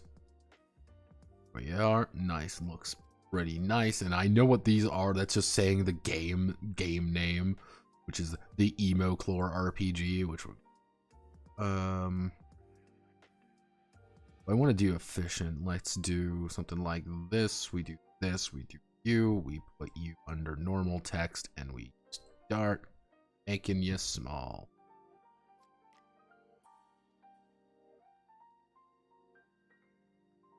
What does she? What does she need? Oh. Oh my rubber nen. Oh my rubber nen. Let's do you Hakusho. Never watched Yu Yu Hakusho. Stories depicted in the Emo-Klore RPG, which we're going to tactically rename to Stories Depicted in the parenthesis Emo-Klore. Emotional. Damn it. Emo-Klore TRP. Yep. Stories depicted in the Emo-Klore TRPG. Emo-Klore.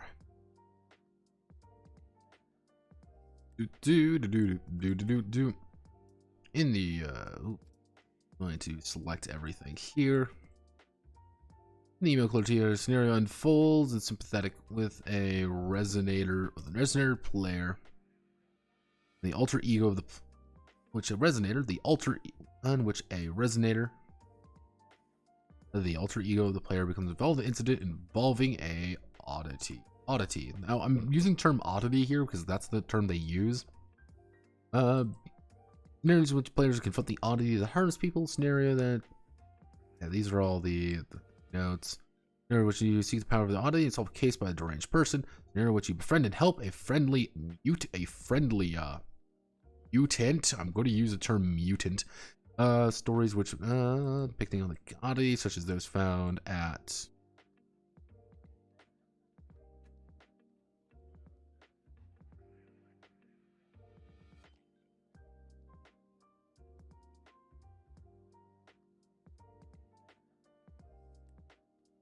such as etc. In any case, the incident is not the only one that should be solved. In any case, not the oddity is the origin of the case. Sympathy when a resonating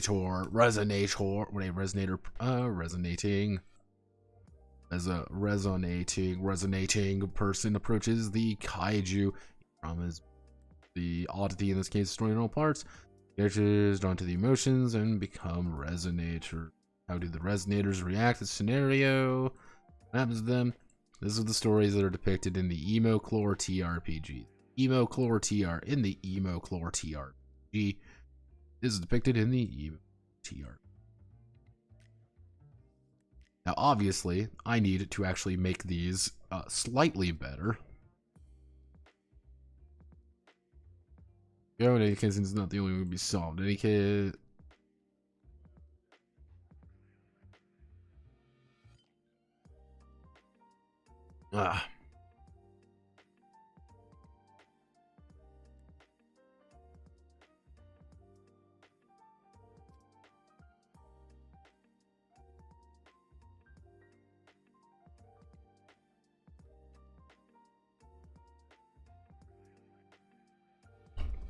Sometimes I think I need to make a job myself to make a company that will translate TRPG.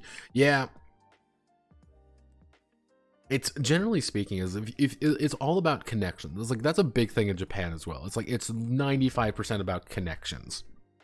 If you have the right connections, you can get a lot more done than if you don't have the connection.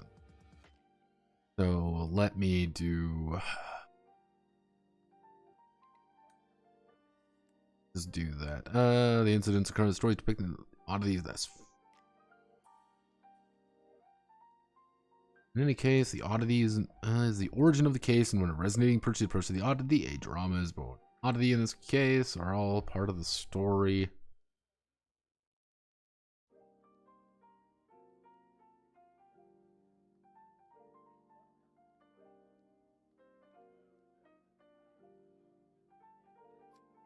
Oddity, the case, and the story are all part of the.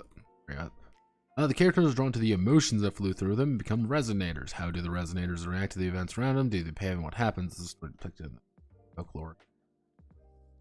This is one thing I've noticed that this game does a lot, where it says something very simple and then they'll like just keep adding shit on top of it. Or they'll do this. The Japanese ... bullshit. I don't know what I know kind of what it is after just kind of going over so many of these fucking things. Effectively, that's their way of like like the what we would like to call like the delay a little bit. Like, oh, you know, dot dot dot. Except they just added like 16 fucking dots for some unholy goddamn reason. Like, oh yeah, this is exactly what needs to be done here. Let me just add in more dots. Seniors sympathize with the resonators are not directly confronted by a oddity. Oddity are also acceptable with the presence of the oddity. And there are waves and swirls of emotions. Because if you haven't caught on yet, the reason why it's called Emo-Klore is because it's emotional folklore.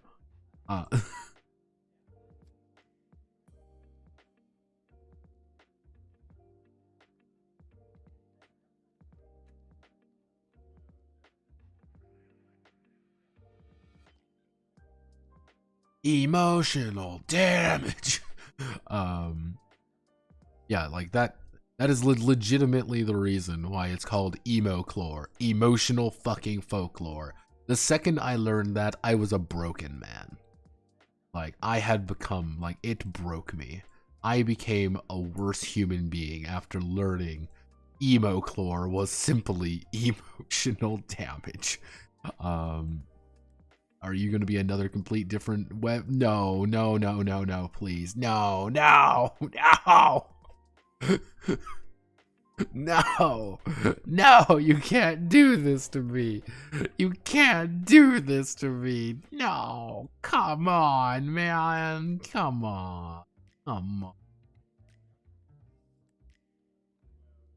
Like, what does this even say? Strangeness. Oh boy, I sure do love. I love the Japanese. I love the Japanese. I love the. Oh god, it's breaking.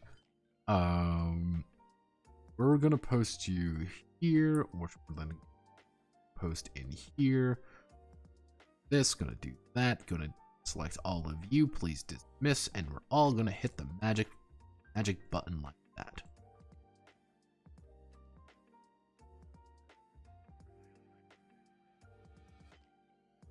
We're all gonna be okay. Even I'm just.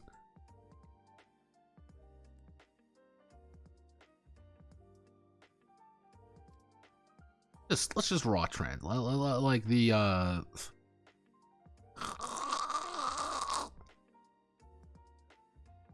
emotional damage.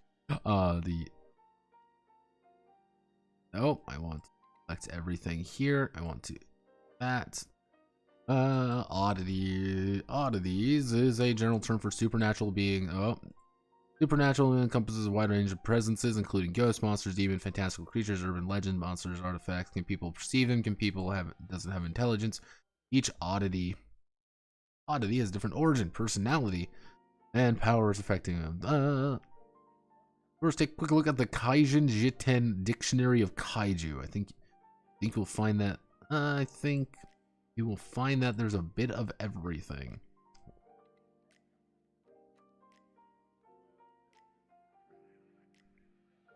You can understand it. I think you can understand that anything is possible. I think, the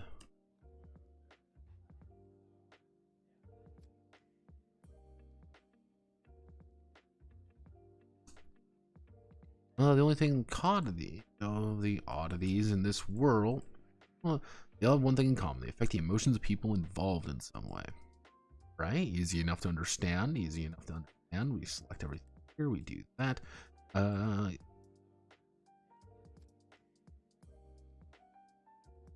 Please take a look at this other fucking page where there's like 8 goddamn thing.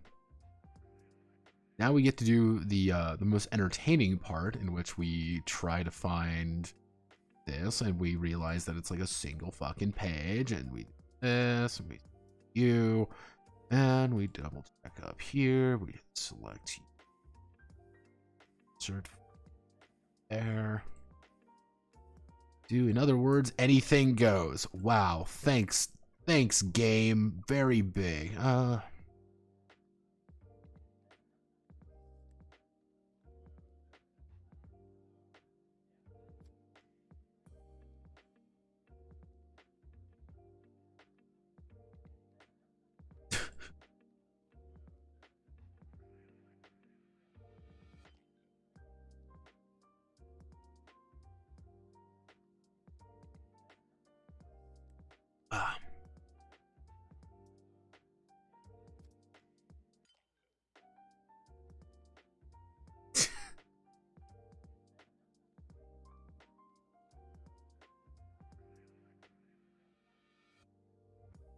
Let's see.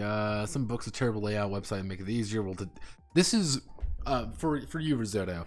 From what I've been able to gather about this particular game, that this is effectively a Monogatari RPG. It's kind of like a budget Call of Cthulhu. I do find it fascinating, but yeah, can you play one of the various Gataris? Yeah, I guess you could. Yeah, Troll Lord Games. Yeah, did the Discord of Sword World molding after it? No, it was more a confusion that they were sharing. It was more that it was confusion that they were sharing it underneath like the OSR OGL tags. Like that was the thing that people were more pissed off about. Yeah, wait, kaiju's then emotional kaiju lore. It's legitimately emotional folklore. I mean, Sword World is technically no, it's not OSR. Like, here's the thing. Sword World has evolved over the years to very much be its own thing. You can't really call it OSR anymore under more strict definitions, unless you call any game that's relatively old OSR. But even that, 2.5 is not 2.5, like maybe Sword World 1.0, maybe, but even then, that's still kind of deviated. It has deviated to be its own thing, very much so. It's hard to justify to call it an OSR game. You know, it's one of those things being like, yeah, is GURPS OSR? It's kind of it's shit like that, being like, is anything older than now OSR? Is 05R, everybody? 05R? I'm waiting for it. I know you are too.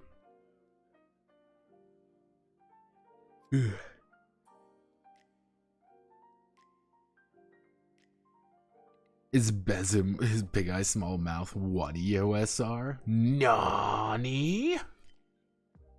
See, that's the beautiful thing. And being like, anyone can claim anything is fucking OSR at this point, because it just means so goddamn. It's great.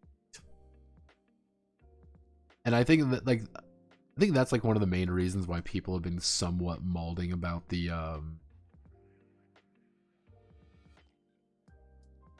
kind of molding about the idea of like, oh hey, yeah, you have a bunch of these fucking games that like clearly aren't, like, they clearly are not D&D inspired, but they like to ride the coattails of like the OSR movement. I think a lot of people are like, there's a couple people I know that are in like deep in the OSR stuff. They're like, I hate all those games. They're dumb and stupid, and I hate them because they're bad. I'm like, my brother in Christ.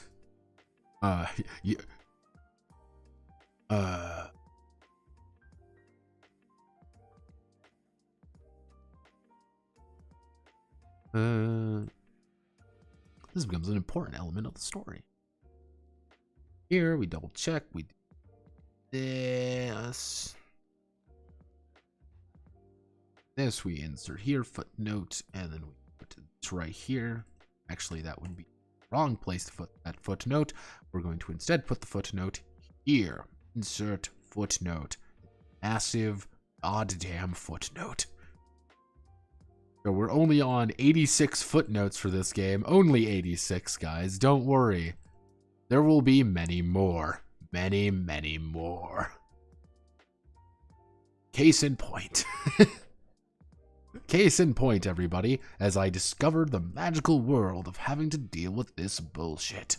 Okie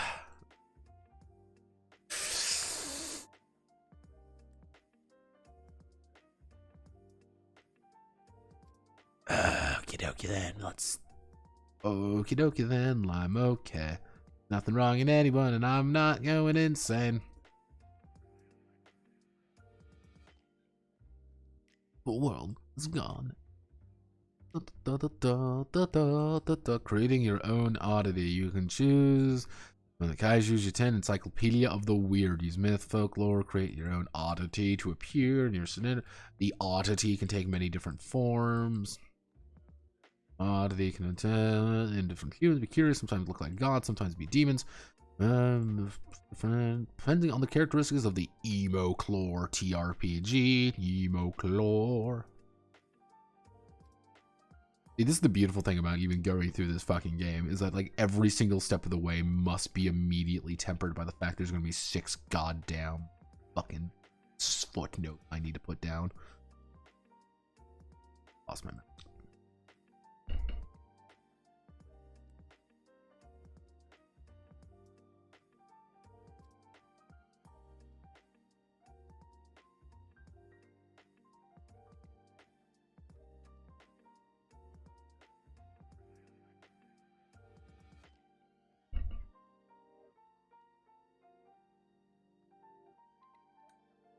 Let's see, different aspects of being Emo-Klore.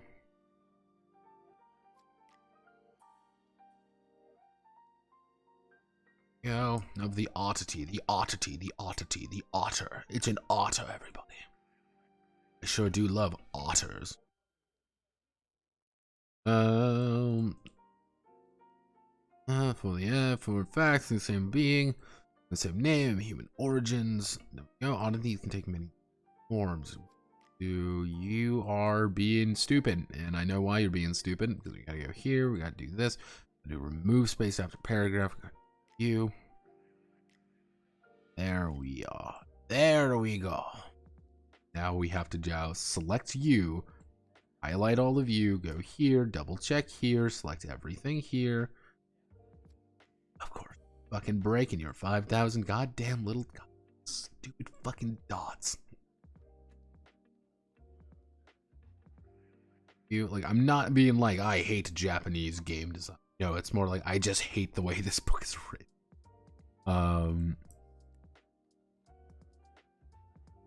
Mostly because, like, I have realized it does not like the word being used, because the word being used is quite literally monster. I believe it's like Caillou. I believe that's like the official term that it's using. But the thing is with it is that it's very annoying. And I just want to, like, please God, just let me just put in oddity. That's all I'm asking for. Put in the word oddity. Let's see. Why am I there? Nani? Which we hit you. Massive fuck off. This is great. This is referred to as being a POG event. This is a Def class POG, everybody. DEFCON, Def POG 5, everybody. Everyone get ready. I should never say that word again. Oh no, everybody, it's Def POG 5. Get ready.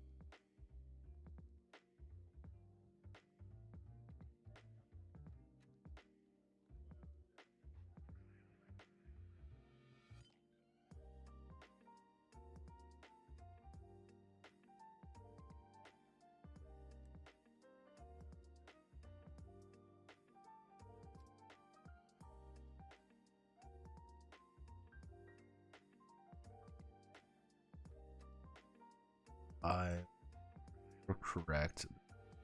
89. Select you, and we do this. There we are.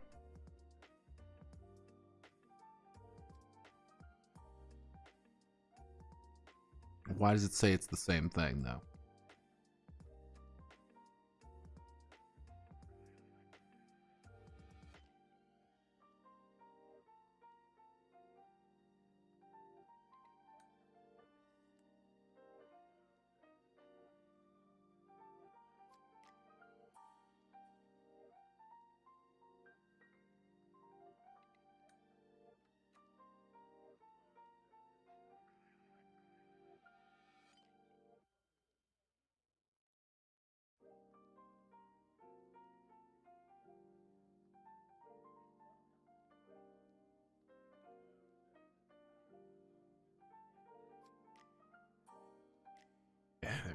There we are.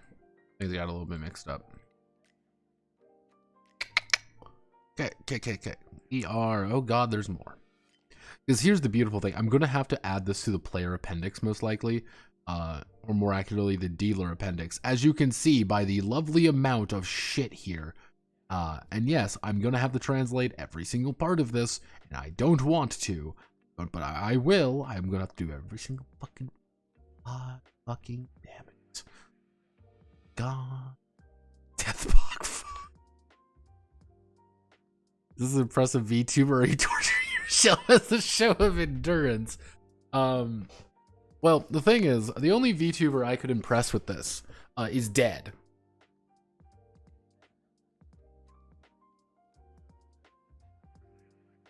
That's the beautiful thing. The VTuber that I would want to impress with this is a corpse.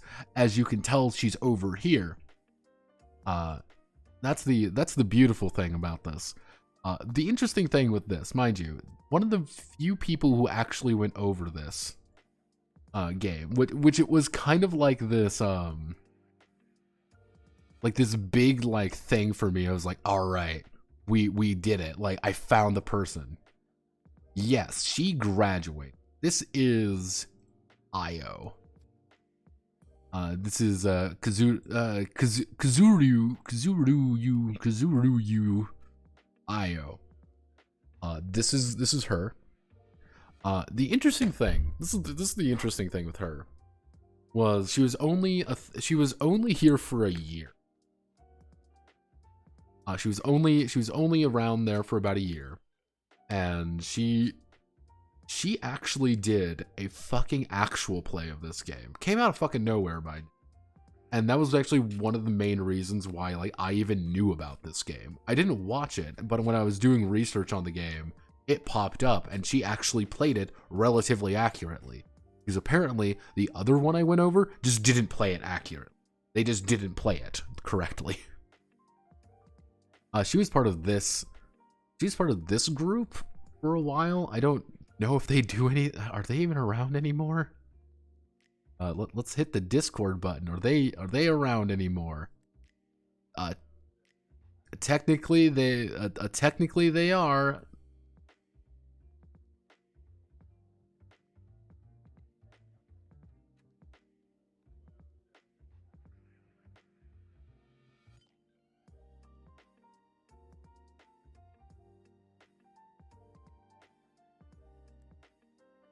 Yeah, there's a few that are still streaming. There's a few that are still streaming, but yeah, like she was part of Atelier Live, and then she just disappeared. She just stopped existing, and it was like, oh. How do you feel about the GURPS versus TWERPs argument when it comes to design a generic RPG? Generally speaking, I've made my case on generic RPGs. Generally speaking, a lot of the time the issue with generic RPGs is that they try to do everything at once without doing anything at once at the same time. It's a sad state of affairs. I think GURPS has the right idea, with the unfortunate reality that GURPS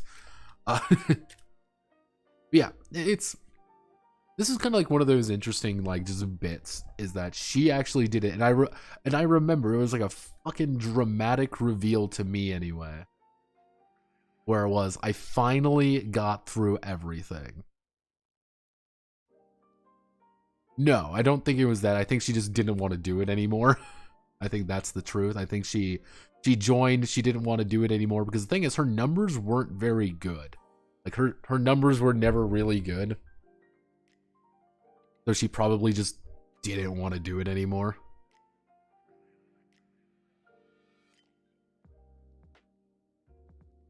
Oh, my GURPS thought? There's no GURPS thoughts. I just don't much care for GURP.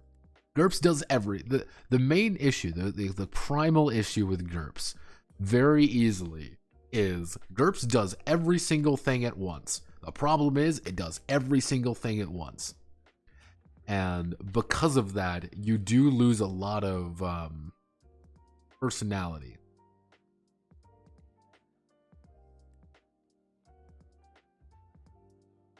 Isn't they like that? That's kind of the issue with GURPS, is It does every single thing at once, and you can really do things with it. That's the beautiful thing. If any single time people actually encounter, when you say like, I want to run this, you can recommend them GURPS and they will be able to do it. The issue is you need to hand them a tool. You're effectively saying, here, build a shed. Like, they're saying, man, I need a shed. And they're like, okay, here, build a shed. Like, that's what you're saying. You're like, build it. Nobody plays GURPS. People do play GURPS. GURPS is probably actually one of the more popular RPGs on the, like, in all reality, it's probably one of the bigger RPGs out there simply because it does legitimately do everything. With the unfortunate downside of it does everything and nothing at once. Okay, so we've got strangeness. Everybody lies. Again, GURPS proves the amusing, belief that, like, legitimately this hobby is for autists. And there's gonna be one of these fucking things after every single goddamn fucking section, isn't there? Yep, there's gonna be a little side note. Oh boy, I love side notes so fucking much. I love the United Nations. Why is there more? Stop it, Emo-Klore. Why? Why do you need this? Nobody needs this much content. Yeah, we do that. Okay, so we need to select all of you. Oh, goodness. Select all of you. Put you here. We need to do this. Hit that button. Setting for Emo-Klore RPG. Because that's the beautiful thing about this. You have to remember this. This is just the world section. But I need to go through this because there might be some fucking mechanics in there it's just not telling me about. Because that's what these fucking things do. They throw mechanics in the middle of nowhere. There's no explicitly stated setting except Japan. Setting not explicitly stated is modern Japan, of course. Oddities exist, and in any time, therefore, the Emo-Klore RPG has scenarios for a wide variety of settings. Most of them are modern day Japan. Like, that's the funny thing. Like, it's when is Emo-Klore set? The modern Japan. When is most things? It doesn't have to be, but it can be.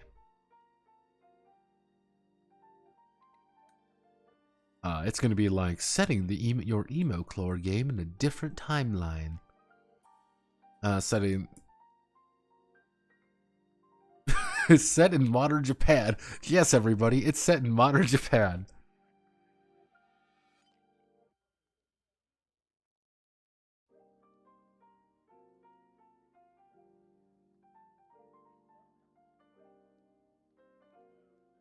Yeah, GURPS does everything, but you also have shit like GURPS Ultralight, which is the, like, pinnacle of how to, like, write a very simplified version of a game. Let's see, the setting of Emo-Klore fucking RPG, the Emo-Klore RPG. The set is based on modern Japan. This is because it is easy for PLs to imagine. Also has the advantage of being continuing resonators. Who have experienced session to appear in other scenarios. However, the setting can be flexible according to the scenario. For example, post-war Japan. First thing, post-war Japan. Post-war Japan. 1920s America. 20XX Mars Space Colony. Unknown time period. Dream world. Freely match the skills. You can freely specify how detailed the setting is going to be. Real place such as Tokyo, could have fictional one city A, or it can be an everyday Japanese landscape. Or you can set in the everyday Japanese landscape. And only fluff out the image you can share with the players. As long as you convey the scene scenario to the players, no need to force the details to be set. Finally, this is some Zanzibar gaming going on right here. And setting is this kind of a thing. Again, I hope you know, Zanzibarting will be my brand new thing that I say that we should do more. Just Zanzibar our problems. Zanzibar, give me.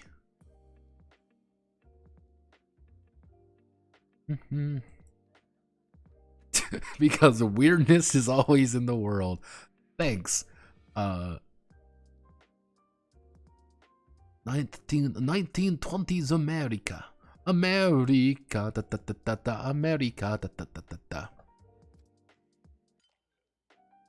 America. Welcome to America. America. America.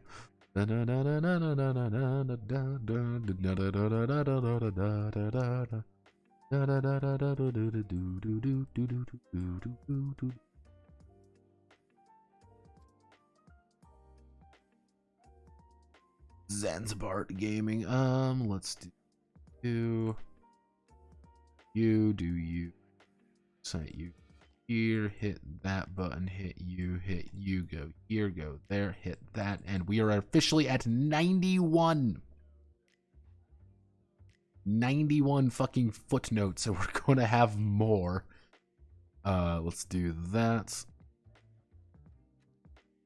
That's you. We go here. Let's double check.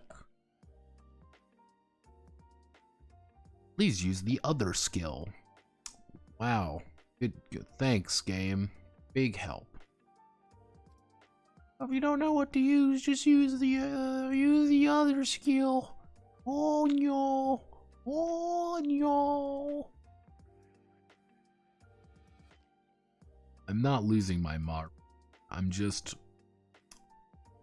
kind of giving up. Like, the fatigue has gotten to me.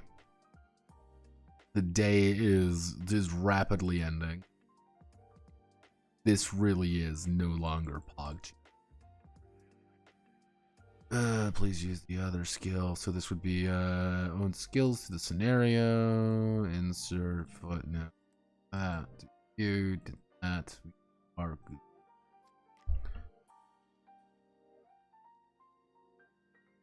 Oh, someone wants to run an ad. Cool. Give me 1 second.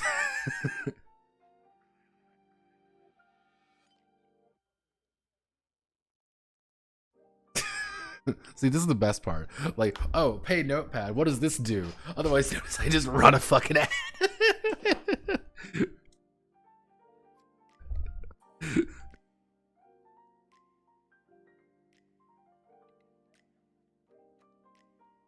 Oh boy, I can't see the... Yeah, this is even better.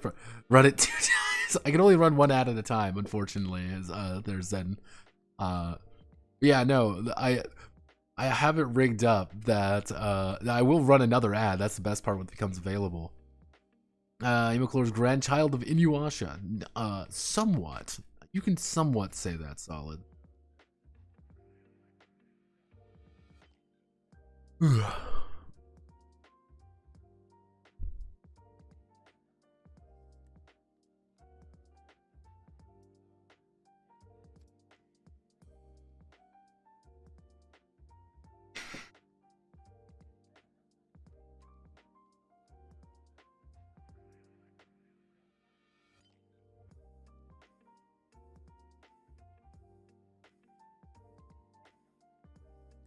No saying no.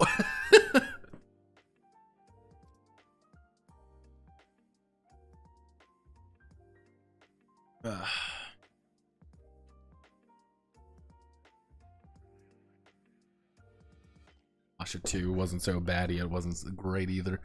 Yeah, again, I'm waiting for the future. You know, it's like the really cursed fucking ad people were talking about. It's like, oh hey, you know, fucking who was it? It was Sony, right? Sony has a like a patent on a thing that if you want to get a ad to go away, you have to like yell in front of your TV like McDonald's, and that makes the ad go away. I'm like, man, this is the dystopian shit that I was really hoping we wouldn't be getting into, but alas, here we are. Like, god damn it.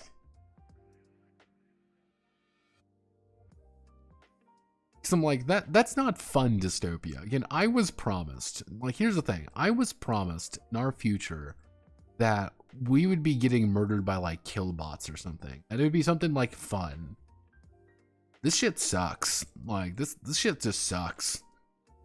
Like this isn't fun. This isn't poggers. This is just awful. Like this isn't fun. This isn't the fun kind.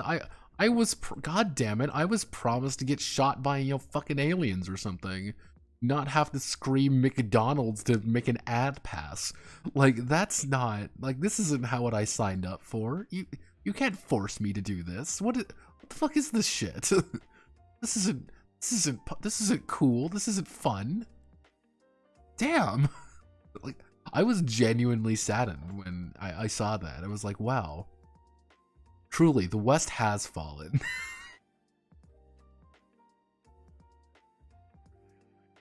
We do.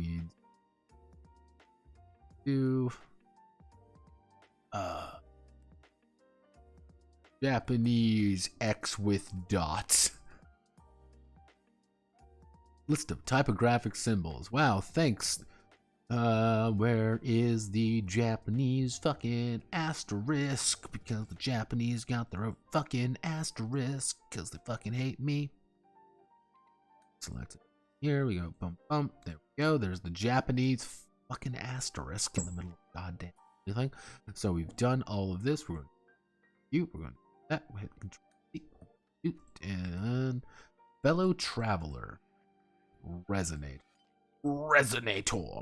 Dun dun dun dun dun dun dun.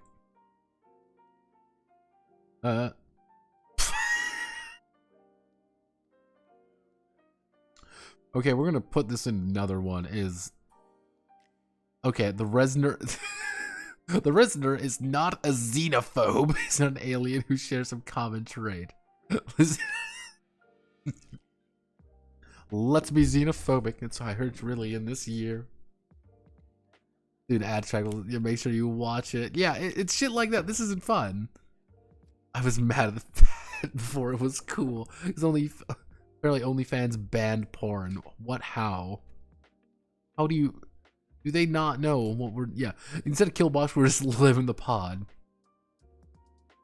No, OnlyFans thing was because payment process. Yeah, that makes sense. These just followed millions of footnotes must be translated. Not racist at all. No xenophobia. I don't go to trouble learning how to slap a Unicode symbol down so people can just look it up on their own.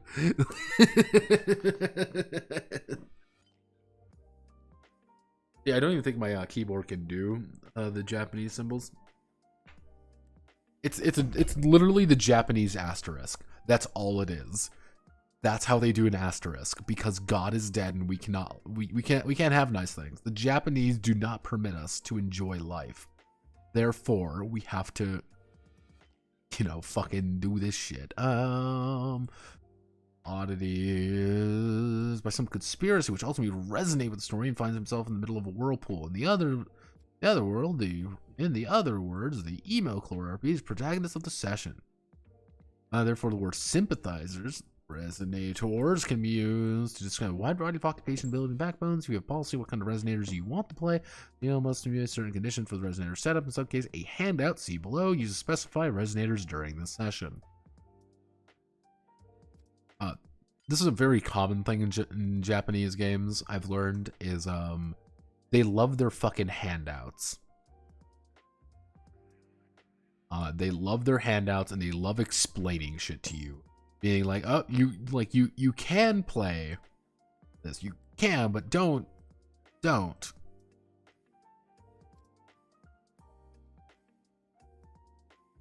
Like, just don't do what you're thinking about doing. Don't do that. However, you can do it this, and this way.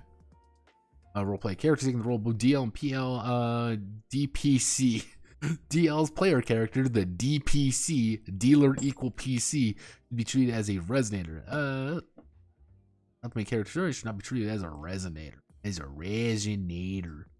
Yeah, this is the hey GMs, you technically can also play a character if you want, if you're cringe. You know, you can also play a PC if you want, if someone's being stupid. There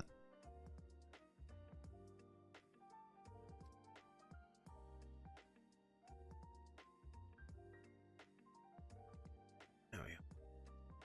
Okay, now we sort through the fucking Honestly, this project would be a hell of a lot simpler if it wasn't for that goddamn fucking... If it weren't for these stupid tips. I'm gonna give you... I'm tipping! Like, oh my god, stop it, please. Stop tipping. I don't need tipping. But that, and that, kids, is why I don't tip at restaurants. I don't believe in tipping, therefore, neither should you. People say I'm a really bad person for not tipping, and being like, bitch, I don't give a shit. I want to save my, like, 2 cents. I'm going to save my, my quarter of a cent, not tipping you $3 because you did a shitty job like usual. You did your fucking job. I'm not gonna tip you for your fucking job.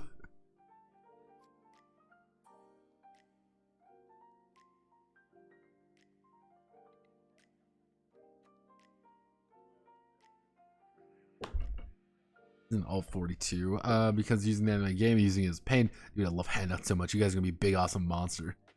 See the big, here's what it looks like. Yamate! Yamate! Play extinguishes the sun, man. I like a character. I like to have a character new Tom in the main RPG hat. That sounds like a true European.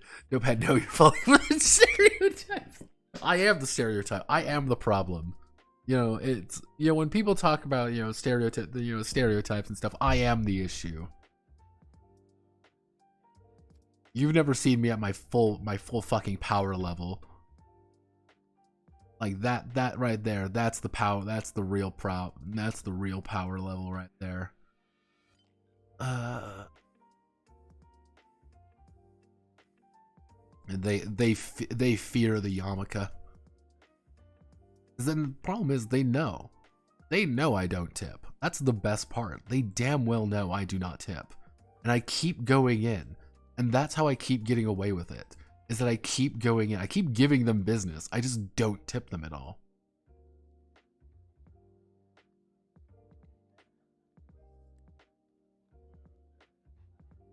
Like, that was the beautiful thing about being being in the UK. Is like nobody expected you to tip on anything. And anytime someone was like, oh, well, you should tip on this, I just didn't have to, and nobody looked at me weird.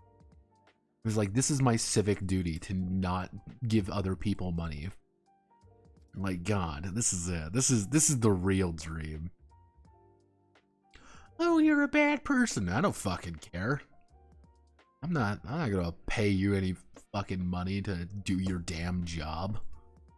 Wow, you made my coffee. Wow, did you make it with fucking gold flakes and that shit?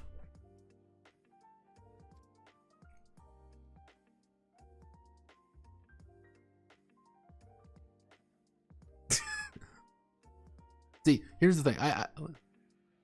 Yeah, like, probably universal standard is a tip the first time you go to a place. No, it's a tip all the fucking time. Everywhere you go, you fucking tip. See, this is my thing. I will tip under 3 situations. This is Notepad's guide to tipping. Everybody is the first. You tip when you you see something that you want. Pretty much, if they can see you typing in something, if they can see you, then you leave $1. You don't leave any more. You make a clear indication that you have tipped. The second time, the second major time is that if they do something really cool, like, hey, I fucked up and gave you 4 espresso shots when you only should have had 3, and I'm like, cool, awesome, time to get high as fuck. Awesome. Yeah, in America, they expect you to pay 15% of your tip at every restaurant you go. Yeah, I'm soulless. I just round up. Like, I just round up everything. Like, I do not give a fuck. The third major time I tip is that if the guy is like clearly having a shitty day. Like, if like I am in the behind someone who's just being a shitty customer. And then I'll leave him like a $2, $3 tip because I'm feeling like a nice guy today. And that immediately boosts my karma up for the rest of the day. So I feel like a better person. The fourth time is when you're ordering drinks. If you order drinks, the bartender won't, fucking spit in your beer. He also won't be a dick and do stupid foam shit with it.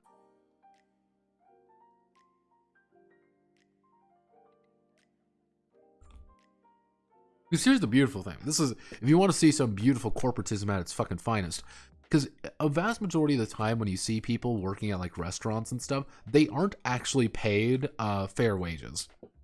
That's the beautiful thing. They aren't actually paid a fair wage. That's the reason why they don't pay a fair wage is because what happens is at the end of the month, they pretty much at the end of shift, they use the tips to pay everybody. That's a vast majority of the time how they do things. And they just make up the difference. That's how they do it. It's great. Rickens is great at multiplying by 1.5. Nobody's bad at math because he doesn't tip. I'll have you know, I tip when appropriate. Otherwise known as, I try to make every justification in the book to not tip. Oh no, Pat, you're a bad person. Fuck you. I support local business, thank you very much. I support local business by not giving them fuck.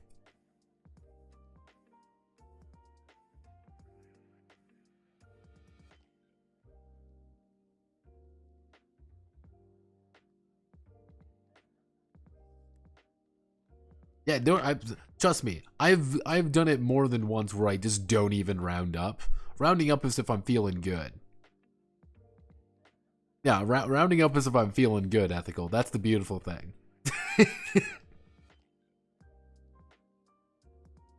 Multiplication skills are lacking. They are really. Like I used to be pretty decent at math. Actually, I take that back. I used to be pretty fucking terrible at math. I've gotten better over the years, but when it comes to like anything more complex than like, nah, fuck that. I can't do math in my head very well.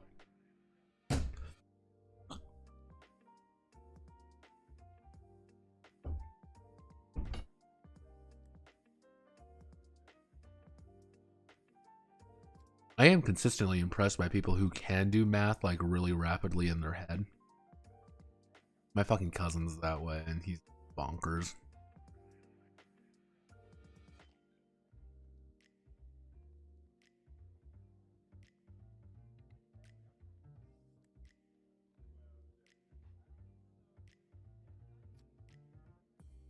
I really did.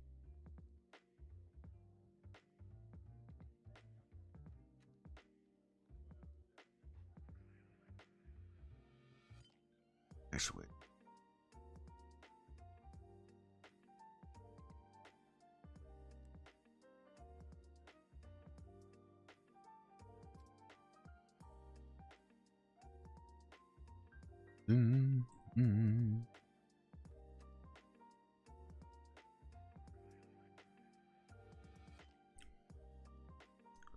Yeah, no, I'm a terrible person when it comes to tipping. Like I refuse.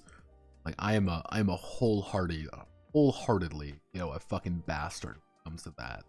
And I do not care. And people have been like, why are you such a bad person? Why would you do such a thing? And the answer is like, I do not care. Like I am an emotionally soulless creature. Okay, is this going to link me back to the player section? Good. Okay, it's just going to link me back to the player section. I don't need to worry. I just need to do this. Then we do this. We that button here. The basement described in the judgment section. We this just double check. We don't do judgment details. Judgment details. Judgment details.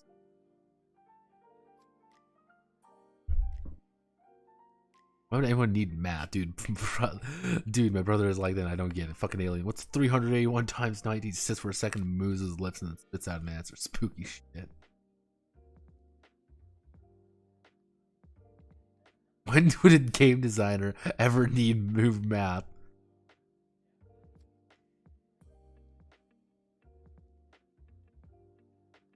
No. Here's the thing. It's not even like, oh, you're a bad person. No, I legitimately stare them in the fucking eye and hit the no tip button. I I stare them dead in the eye. They know. They are scared. They are scared of me. They know I have no morals. I have no sense of right or wrong. They may look at me and shake my hand, but they know that I am simply not there. Also, I am reminded that I need to run a second ad, everybody.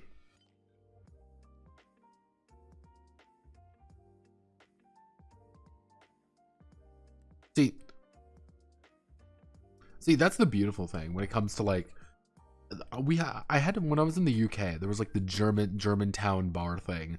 I had to actually learn about the German, their weird program when it came to like bottles and shit. That threw me for a fucking loop. There's no reason to tip at Smoothie King because those guys are getting proper hourly wage.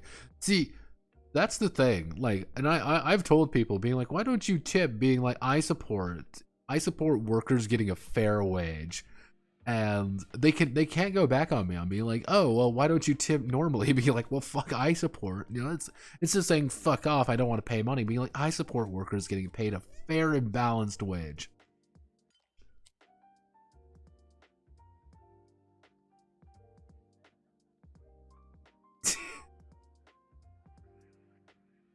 Yeah, no, it's like, see, it's bad because my mom is like, note mom is very good when it comes to it. She tries her best.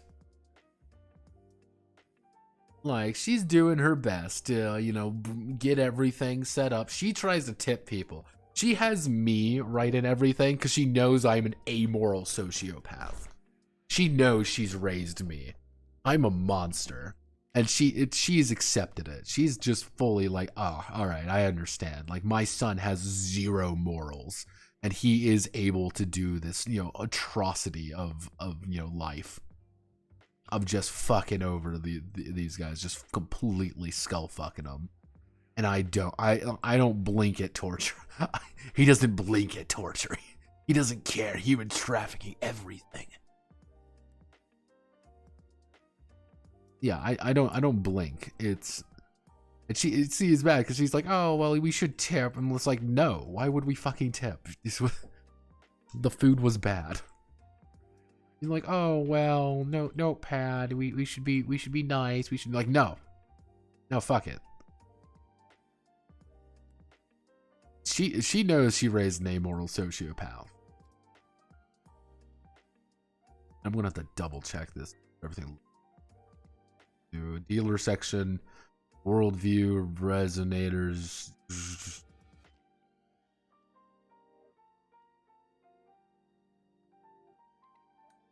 He doesn't blink at torture. He doesn't care. He has no morals.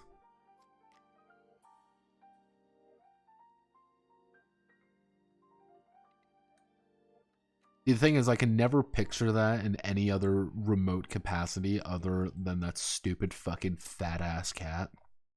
I can't actually like listen to that line, that like very serious, like, oh my god, he's a monster. He's this horrible human. I cannot look at it without looking at that stupid fucking cat. A big stupid black cat. It's great.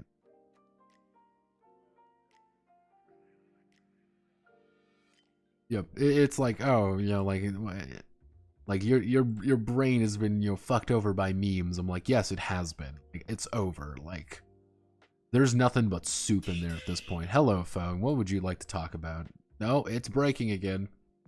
Where are you gonna lead me? You're gonna lead me to the sadness dimension, aren't you? What the fuck is this? What the fuck is... God fucking damn it. Stupid fucking Emo-Klore. God, why? Why? Fuck. They've got the math. They put the math in. Oh my god, there's like 8 fucking... This is it. This is where we hit over 100 footnotes. Yep, she sent... My mom sent me... Fucking... She sent me an Instagram post. Yep, because that's...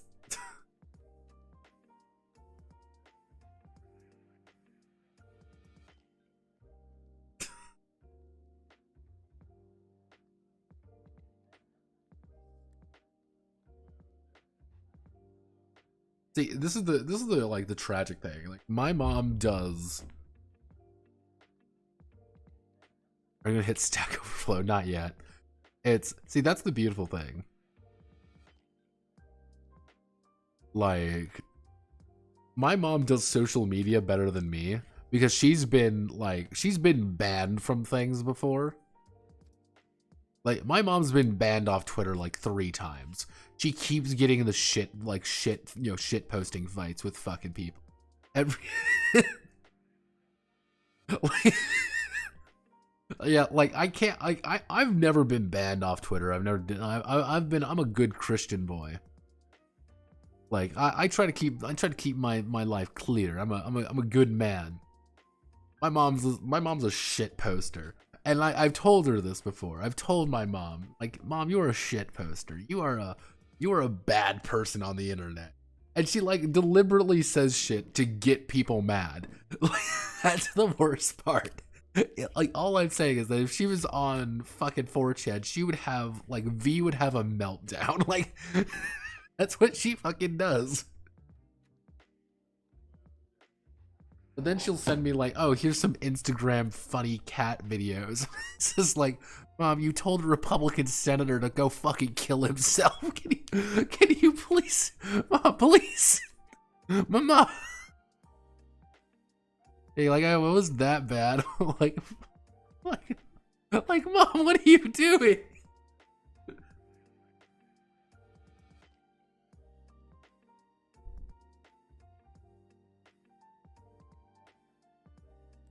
And it doesn't help be like, oh, here's this Instagram post that reminds me of you. I'm like, all right, haha. Be like, I also saw a guy get hit by a car tonight. I'm like, okay, understandable. I get it. Like,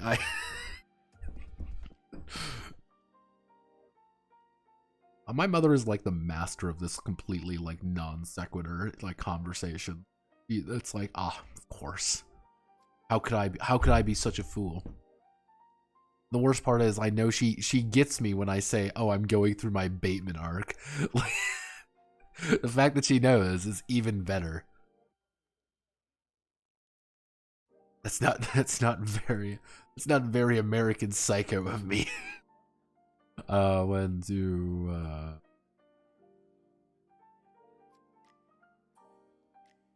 I know what you are. You're going to be saying you're the Emo-Klore RPG. Emo-Klore RPG is gonna have. Oh, we're gonna do this section. We're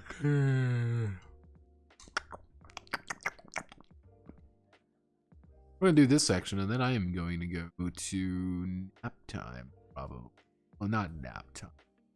Just chillax.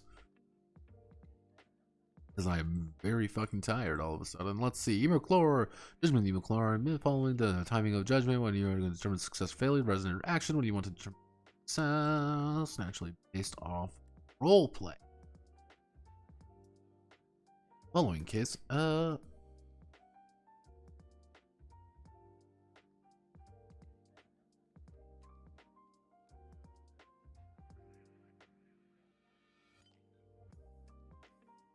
it's always bad because people are like, oh, my mom's heckin' wholesome or what? No, my mom is not heckin' wholesome.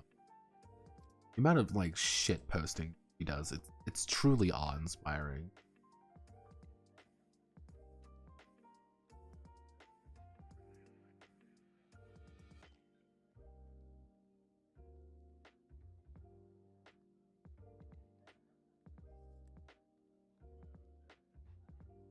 Yeah, this game does have an extremely powerful, like a weirdly powerful GM that they're allowed to do a lot of things that like normally I wouldn't think. Like, oh yeah, this is like slightly overstretching GM authority a little bit, but hey, what do I know, right?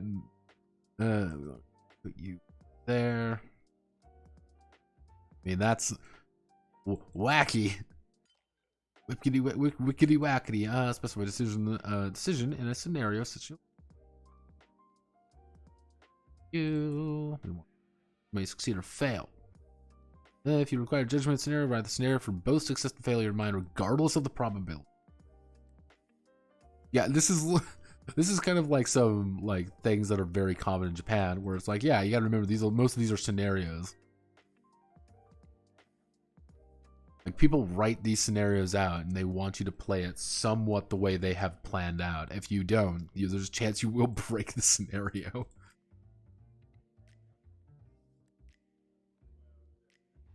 That's the beautiful thing. That's what happened to Lancer, ironically enough, is that they didn't plan on somebody doing a thing, and it completely shattered one of their things.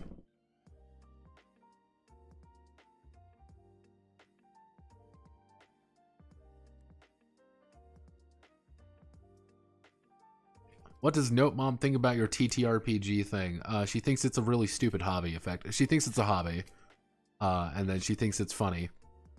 She tries to know. Like, she keeps sending me things on like Orc and the OGL things, usually like a few days after it's happened, being like, Notepad, look, this is something that's interesting that's happening. I'm like, yep, I kind of know about this already. Wonka asked, you mean Chim can do anything? Classic Railroad. Ah, she's trying. She is trying. She clearly tries to know. Sometimes, and it's bad because like she's introduced me to like other people like her work and stuff. She doesn't introduce me as like, oh, my son, he's a cool dude who does writing and stuff. No, it's, oh, this is my son. He writes tabletop games. He writes the D and the D's. He writes the D and D's, and it's like.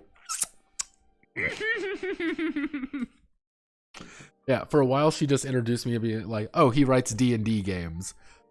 Slowly and steadily she's shifted over to just tabletop game, like the role-playing games. Like, and it's funny because like, no, the thing is, she never ends up with like the nerd girls. Oh, absolutely not. It's usually guys.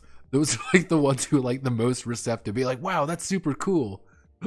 And I'm like, God fucking damn it. Also, what happened with Lancer? No room for a wallflower. It was like their big scenario, was no room for a wallflower. The interesting thing with that is that the game has this, the actual scenario has it pretty much you defending like this big city, effectively. That's kind of like the precipice of the first scenario, that you're defending this big city from different, attackers and things, and that's where you're doing it. The problem is they do not assume that the players they do not actually assume the players will try to solve the problems actively. And they also, this is one of the big things where I wonder if I can find, one day I'll try to find it, I'll post it, I'll look for it after stream probably. And effectively what happens is they say a bunch of shit, and if the players do anything other than stick directly on the railroad, the game breaks down entirely. Because it's just not designed for it. And because it breaks down so entirely, like they completely fucked their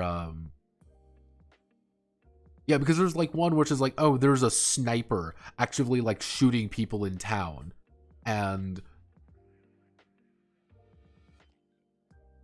no room for a wall is insane because it seems like we're willing to stay in place instead of going out and fighting stuff. Yes. There's also like, see, there's one thing they actively say. This is like one of the things that kind of like turned me off like entirely of Lancer's deeper lore, was because they do make a very strong thing about the idea of the 3D printers. That there are mech-sized 3D printers. That's like the big thing with the city. The mech-sized 3D printers. Absolutely nobody assumed that they were going to use them to print out shitty mechs, which are entirely possible for the defense of the city. There is legitimately no way to survive the onslaught of the city. You will lose. It's the secret though is, even if you, pretty much what happens is, if you win the scenario, pretty much, if you completely like win the battles, you still lose the overall war, still lose the fight, but you just get like an advantage later on. But it's like, oh, well, you're supposed to cultivate relationships with all these different factions to help you out in the second half of this. But you can't just print 3D print mechs because of DRM.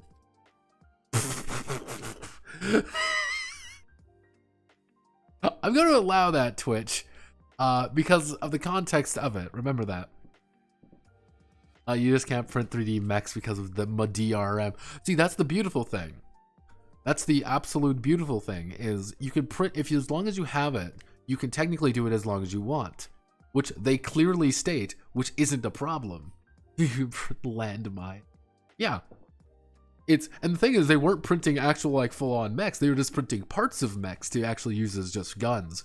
Yeah, it's one of those very odd scenarios, like, written by, in two situations. Either A, it was written by people who played with a very particular group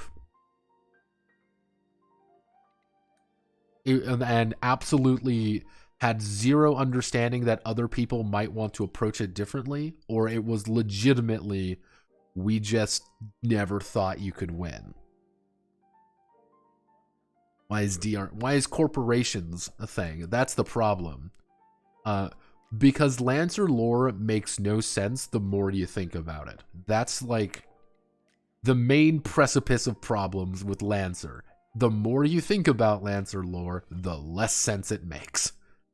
Hey, why is it that anytime I try to do a certain thing, you know, the entire fucking world somehow breaks and everyone just dies because, like, we just lose. Like, don't think about it. Why is it that I could shoot legitimate black hole mechs exist in setting? You gotta remember that. And nobody is like, maybe, perhaps, this is a terrible fucking idea. And we shouldn't allow people to have fucking apocalypse mechs randomly throughout everything. That sounds like a bad idea. That sounds like an idea we shouldn't do. But yeah, no, it's one of those just... Lancer is such a bizarre... And like... Part of me really wanted to like Lancer. I think that's the ultimate... The meme, you could say. Is that a part of me really did want to like Lancer. But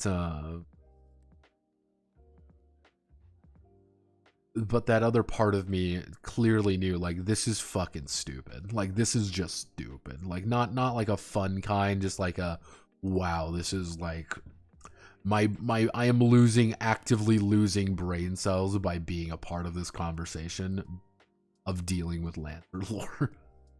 Like, I am actively, like, having a stroke. Please send help. Like, and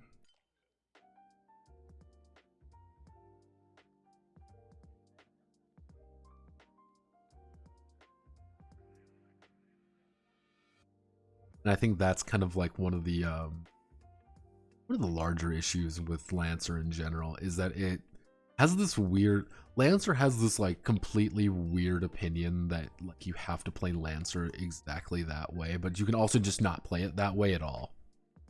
Like, if you do not want to, you do not actually have to play Lancer the, like, right way, quote unquote. You can if you feel like just not do it that way if you want. It's kind of weird because people will think like you can play Lancer in legitimately any kind of setting, any kind of system. It doesn't matter, as long as you can just play Lancer and just do whatever you feel like. And it's like, that's just not the case. You cannot do that. The game is not designed for that.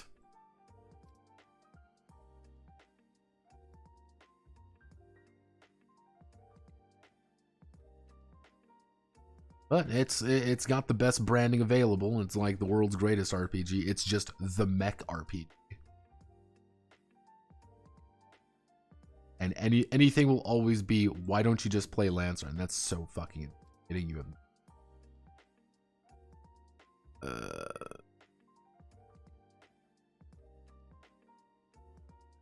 Whatever. Welcome to the grind. Welcome to the grind. Welcome to the jungle to fight here every day. Welcome to the jungle to fight here every day.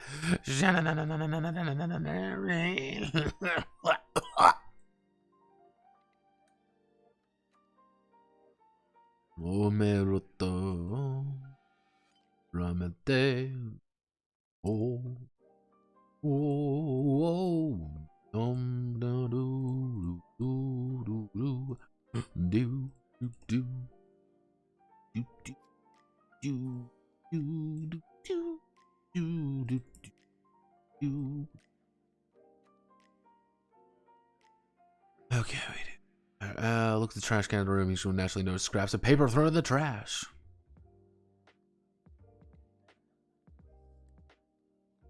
We do that. We put no there. We love tips. We love the tips. Tip, tip, tippity top, tip, toppity, tip, tip, tip, top, tip, top. Tick tock on the clock. I'm going insane. Please help.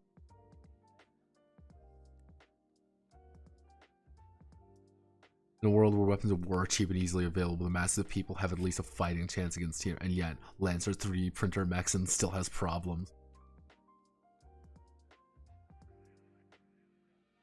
Bro, the Dark Souls TRPG scenario, this is just the DK this is the Dark Souls 3 game, but a TRPG format. That is cringe. I've recommended on my Reddit. Yeah, like, this is the thing with Lancer. Lancer is the perfect game for people who just don't much give a shit about mechs at all. And people always ask me, like, what do you mean? Lancer's a great game for mechs. I'm like, it's not really. Because the problem is, it's no mechs, but all the mechs at once. And there's a bunch of assumptions in Lancer that you have to make. And it's not like, hey, I want to be Mech Warrior. You can't play Mech Warrior on that game. I want to play Armored Core. You can't play Armored Core on that game. You're playing mech-sized human beings doing mech-sized human being things with a very strict way of doing it. If you don't play by its rules, Lancer kicks you in the dick. But hey, well, you're just a hater. You just like, shut the fuck up. Shut the fuck up.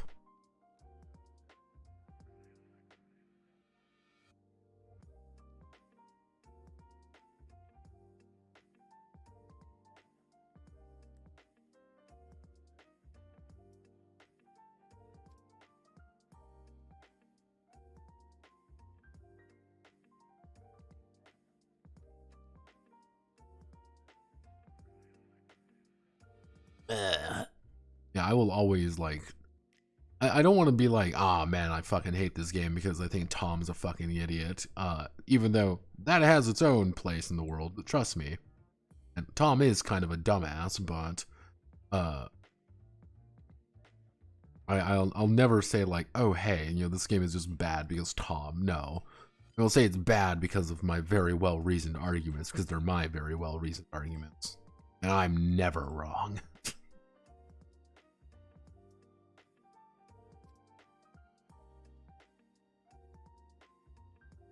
Even though Tom isn't even like working on Lancer stuff anymore, which I find be very funny.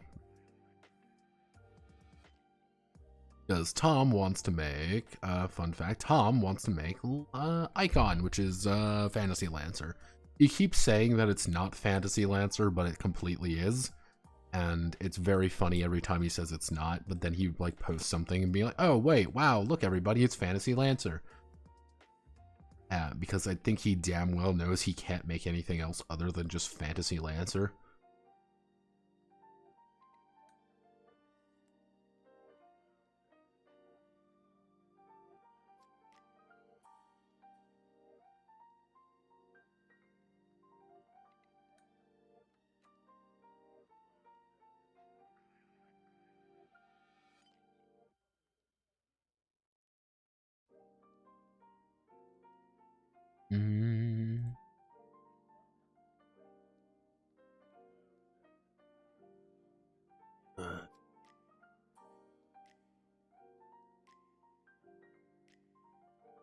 I am curious when Icon comes out though, but I don't think we'll see Icon for a while because Tom needs to drum up support as possible releases it, and the off chance people not a single human being fuck about it will be very funny if that does occur.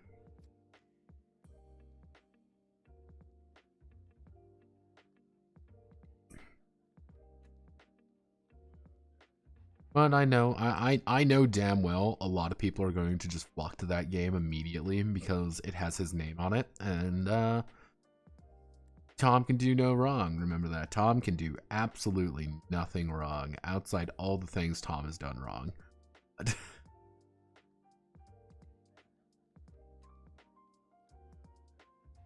Mostly because Tom likes big girls.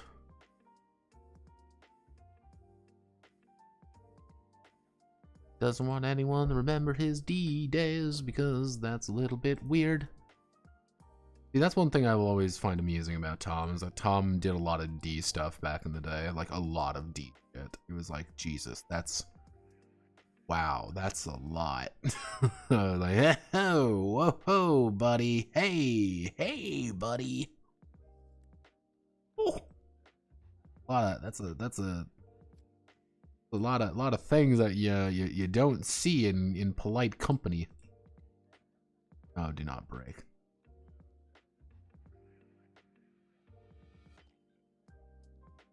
And yet here we are, looking at Tom's weird porn that he did back in the day. Okay, so let's do a quick change in content information between failure and sex. Give a minimum amount of failure during failures. Provide.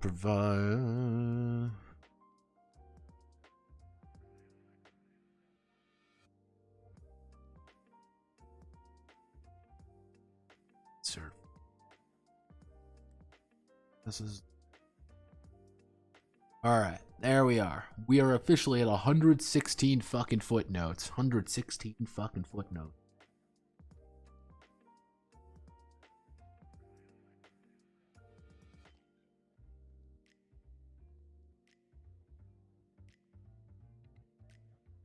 Well, yeah, no, that's the so you talk about the correct. It's the trade baronies were actually interesting because have you actually looked at the trade baronies ones? The trade baronies ones is like 60 pages. It's very short, and it was after that they effectively said we're no longer putting out any more supplements. It was only last year.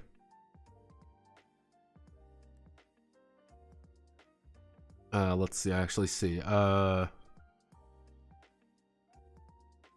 Yeah, it's it's D&D 4E with it. The thing is, it's Shadow of the Demon Lord with a bit of 4E and mechs on it. That's pretty much it. Now that both the creators are gone, do you think Richard and Mortimer would be good? No, I don't think fucking Rick and Morty was good to begin with. Actually, I take that back. I think the first bit was funny, but then it stopped being funny. And the problem is, here's the funny thing about that entire thing, is Rick and Morty has to now. You have to understand this. They need to address the fact that that anything in the past now is tainted by the fact that Justin Roiland decided to play Street Fighter with his girlfriend. That's just something that we all have to accept in life. He decided to play Street Fighter with his girlfriend and got it. Yeah.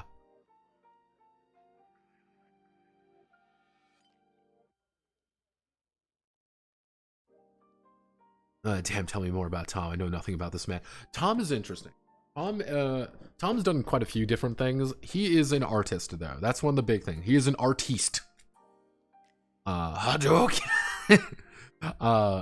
Yeah, he's an artist, and this was his first big game that he actually decided to do.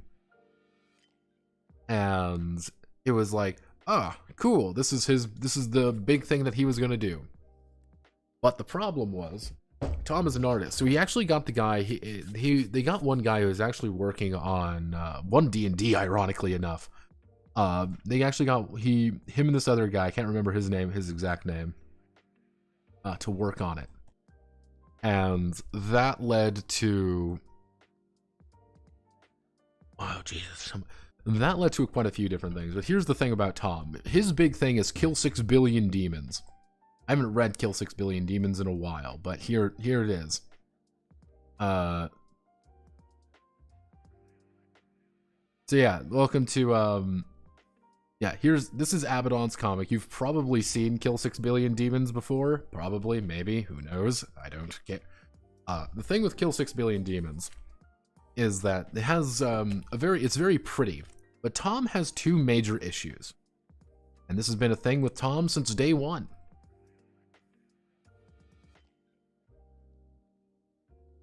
Or how are they going to change VAs? They ain't. That's one thing I don't think is going to happen. But here's the thing with Tom. Tom has a lot of big ideas. Tom is a very big creative guy, and he'll put out these massive fucking ideas. But the problem is, Tom cannot deliver. Tom is very bad at delivering, in fact.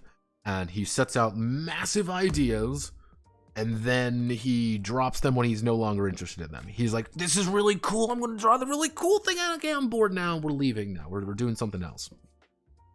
And I first learned about Tom through Kill 6 Billion Demons, but people have posted his old fat fetish porn on D quite a few times. Every now and again, you see a thread about his old stuff there, and he was in fat fetish porn. Not just BBW stuff, mind you, not just BBW stuff. No, inflation fat fetish porn. He liked his girls big and thick, which did put a lot of things into context. The weird thing is that Kill 6 Billion Demons was originally on, I want to say something awful, but I know that's not right. This is why all the humans look deflated. To a degree, yeah. Why he over details certain things, or why Allison got slightly more buff over time. Yeah, there's a lot of things. And he has improved. This is one thing I will say. He has improved his artwork over the years. One of the issues, though, with him is that he will set things up, and he will set there and kind of not deliver. Because do you see here? Do you see Allison here? That's Allison. She's the main character of the comic. I'll give you a secret, though. She's not the main character of the comic. Because Allison doesn't do anything. Allison is a complete fucking non-entity. She doesn't do much of anything throughout the entire run of the comic. Things happen to her.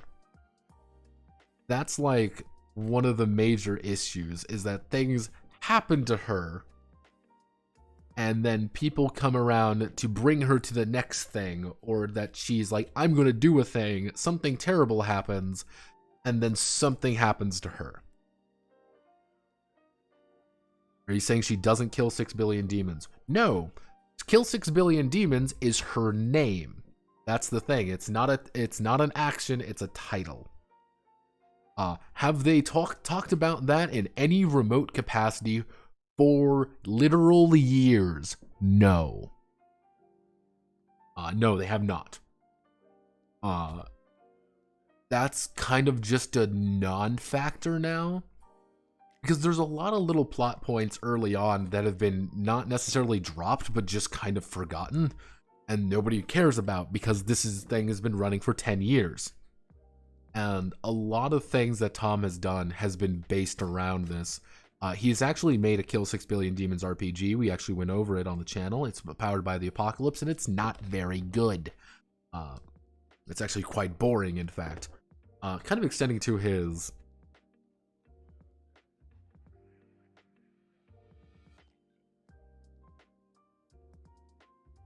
It's kind of going to his TRPG. Yes, Apocalypse Cuckoo. It was actually even a fairly traditional one too, which is even worse.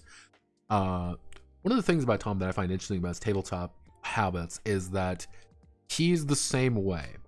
Things are very big and exciting, and then he's done with it. And because for the PBTA one, it was that he really liked PBTA, loved PBTA, and absolutely adored it. And that's why he wrote that one. That's the only way you could actually get Broken World now. You can't actually buy Broken World. You must subscribe to his Patreon to get it. I did not, because I like money and I don't, and I'm, well, me. But, because like most of these designs don't really do anything, fun fact, they just aren't really a factor. They forget about certain characters at times. People kind of go a long way of nowhere. The update schedule gets a little bit wonky. It's kind of a, I wouldn't say a mess necessarily, but it's kind of a fascinating disaster area. I could do a very long conversation. I have done a very long conversation about why I don't like Allison as a character. And the main issue, again, is she doesn't do much, but they keep making her out to be like she's done a lot, even though she hasn't. And it's big set pieces, but no payoff, and there's a bunch of things that happen, and that kind of summarizes a lot of the way that he does things. Which why one of the reasons I thought Battlefleet was so interesting, because Battlefleet, he just wasn't a part of Battlefleet. He's never mentioned in it.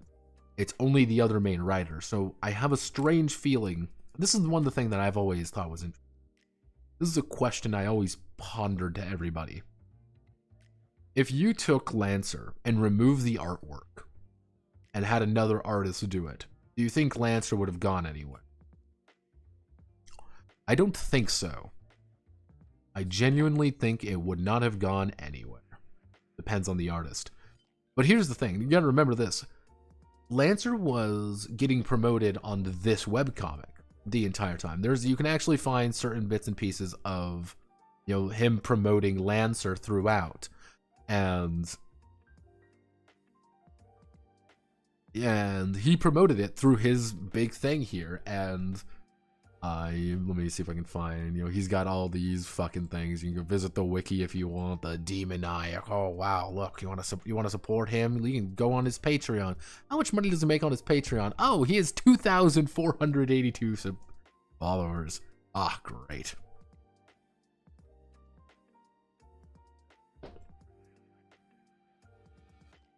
Yeah, the thing is, he is actually a...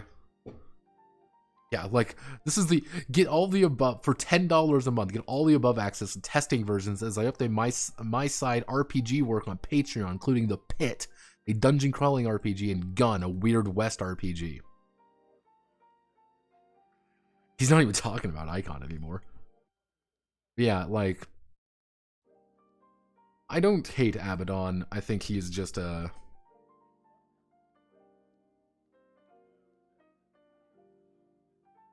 Sell all levels at is the biggest scam. Yeah, it's 90% of why it kind of blew up as much as it did.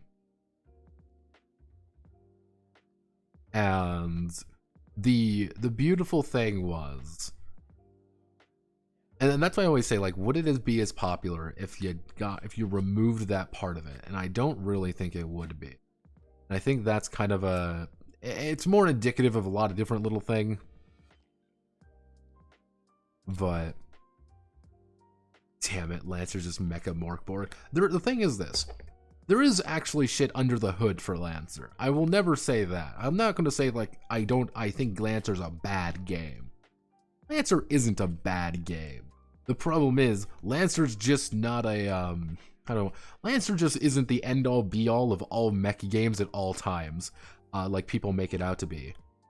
Because with one of the major issues is Lancer's lore sucks, and anybody who says, oh, just change the lore, don't read the book, when you realize you can't, because you can only do stuff with Horus.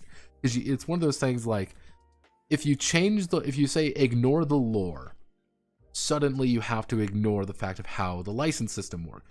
Anytime you change anything with Lancer, you must now obey the things that are in... I wonder if 4E refluffed his mechs. Yeah, honestly, that's kind of the funny thing with 4E, is that people have said it would be a great mech game, which is partially the design ethos of... if I ever did make... God, what did I end up calling it? I can't even remember what it was. Well, Things Notepad wants to do. I wonder if I still have even the name for Striker Z. That was it. That's what I was going to do with Striker Z, actually. Which, actually, I can probably do other things with Striker Z now. I've got a few ideas for that. You know what? Fuck it. I can... See, this is the beautiful thing. With fully ending Metal Saviors, I can now officially do other things I want to do now. I can make other mecha games, everybody. We did it. We can now make other mechs.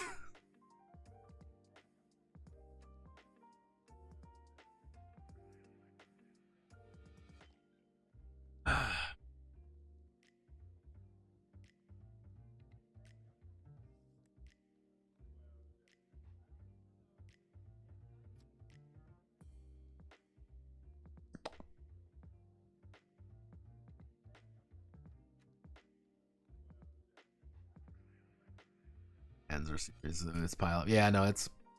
I would like to do more, I like mech stuff. But mech stuff is hard. Cell AI. Yes, 2 TRPG. It's mech stuff is hard. It's kind of, mech stuff is kind of like superhero stuff. Is like you always end up with situations in a lot of those where it's like you have to. It's not as easy to get inspiration for because it's like, yeah, fight Lancer with Lancer.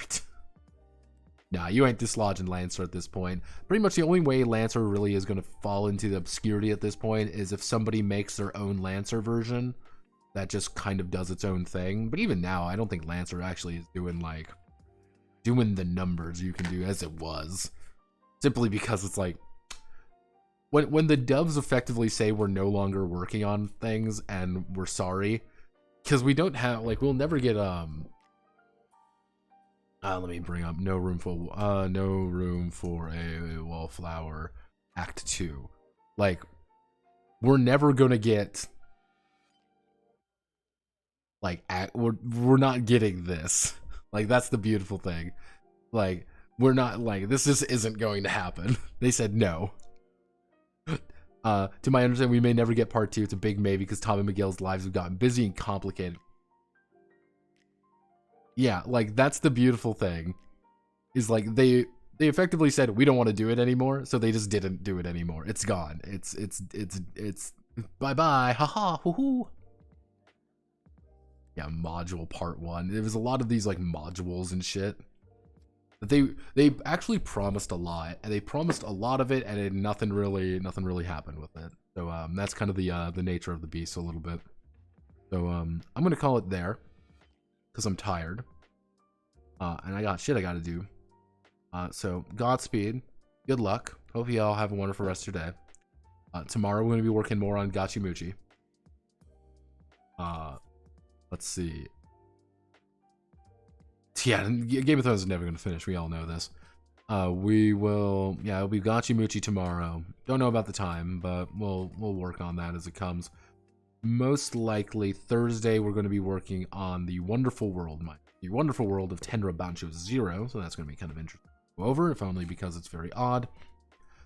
This Saturday we're going to be working. We're going to be going over Sword World, obviously, because I think that'll be kind of interesting. And I'm trying to think of something else that we're going to be doing. Friday is going to be Gachimuchi. Yeah, things are going pretty smoothly. I think if by some miracle, which I'm going to say already probably isn't going to happen, if by some miracle we get done with TBZ early, I might do another Emo-Klore stream. I might not, depending on how I'm feeling. We'll wing it. We'll do it there. Tenra's just going to be a video. That's the thing. Tenra's just a video. Sword World, yeah, Sword World's a little bit wonky. That'll be a case this weekend. I actually did do Tenra's pretty old at this point. That was like during my like big massive fuck off video for JRPGs. All right, Godspeed, good luck. You know the rest.